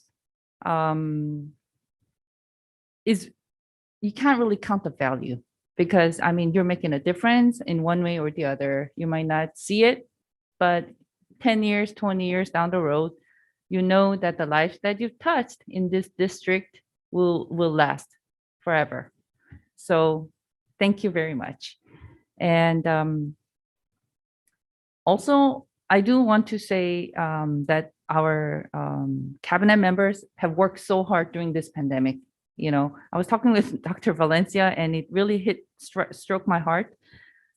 She's been telling all her staff and teachers and principals to be flexible, but now she's telling them to be fluid because situations are changing every day. Yeah. And I remember talking with one of the principal, a few weeks ago, how hard he works to build something and then start over. The hurricane. Yeah. And that happened a couple times through this pandemic. So thank you very much. And, just a few more months, I think by fall, everybody want to come back, except for the few.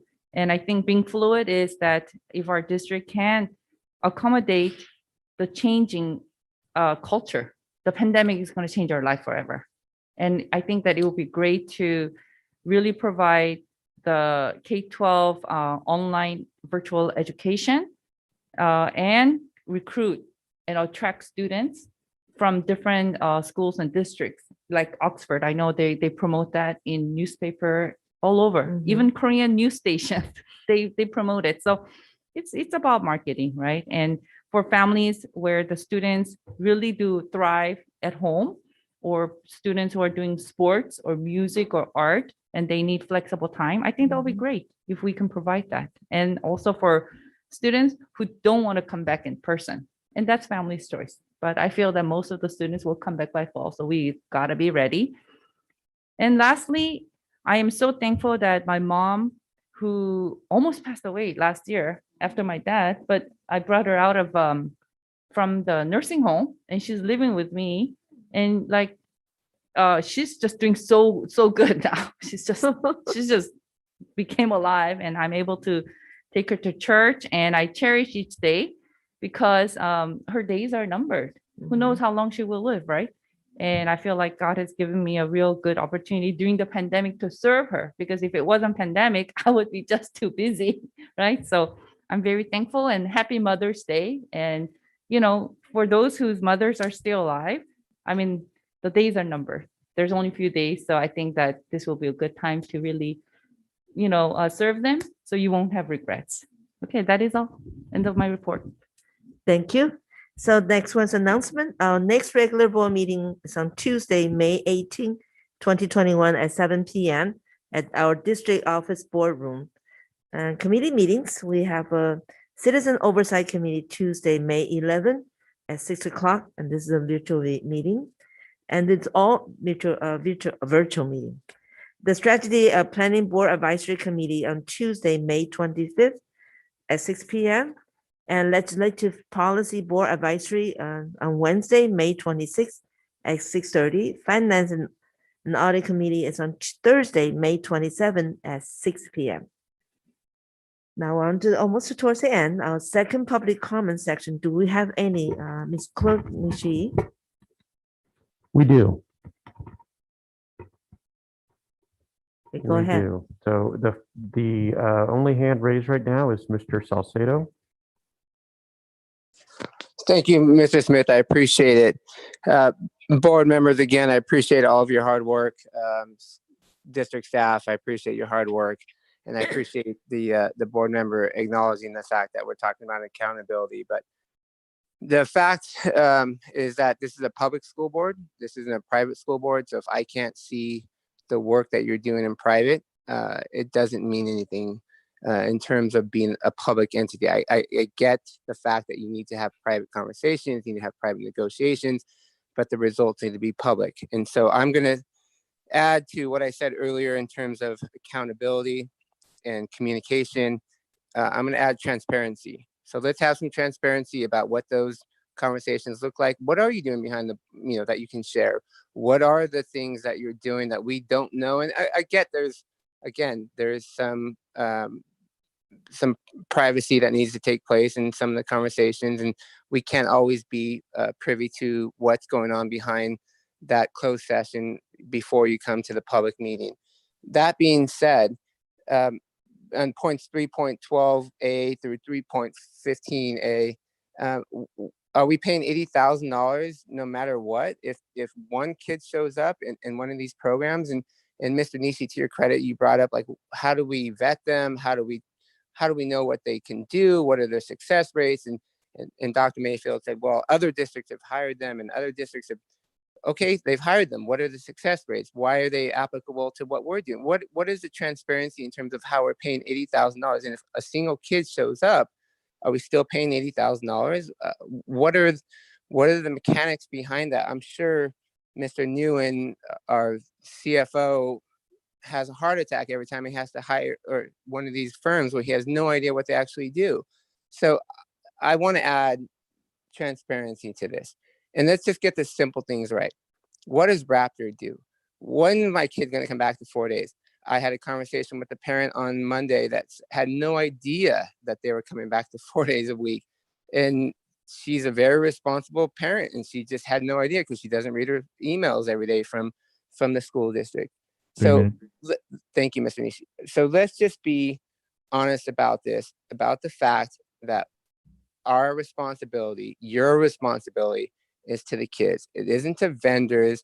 It isn't to, and Dr. Mayfield, you referenced the fact that you go to these conferences. All of those vendors that were paying this $80,000 contract, they pay to be there. They pay an organizer to be there. That's how it works. You are all very well aware of how it works. I pay to be in a certain position. I pay to be in a position to sell something, and I pay the position to be bought. So I'm not accused, by the way, I'm not accusing any of you of that. I'm just talking about the actual vendors. I'm not accusing you, any of the board members, of that. But let's just be transparent. Let's say, fine, this is what we're doing behind closed doors to the extent that I can tell you. This is the things that you're not talking about. Let's talk to your representative in District 7. So I appreciate the board member talking about accountability, but as far as I can tell, there hasn't been a single critical comment from anyone on this board or the staff of saying, we got this wrong. We can do better. We are the #2 high school in California. All of our high schools were rated. All of our junior highs are doing great, et cetera, et cetera. But not a single person came on here and said, we got this wrong. We can do better. Not a single person until I think Dr. Say or Ms. Say said we should be talking about fall. What do you mean we should be talking about fall? That plan should have been in place 3 months ago because we are ABC unified. We're not some other school district. We are the best school district around. So let's take, thank you, Mr. Nishi. Let's take what I said earlier, accountability, communication, and add transparency to that. Thank you very much for your time. Again, thank you for everything you've done to get our kids back 4 days a week. We appreciate it. We appreciate the fact that you've supported our teachers and given them the bonus. And I will not weigh in on what the unions are doing otherwise, but I hope the right thing is done. Thank you. Okay, now I may I have a motion to adjourn today's meeting. Second, Apodaca. All in favor, please say aye. Aye. Any nay? No. 7-0 for adjourn tonight's meeting. Was it no?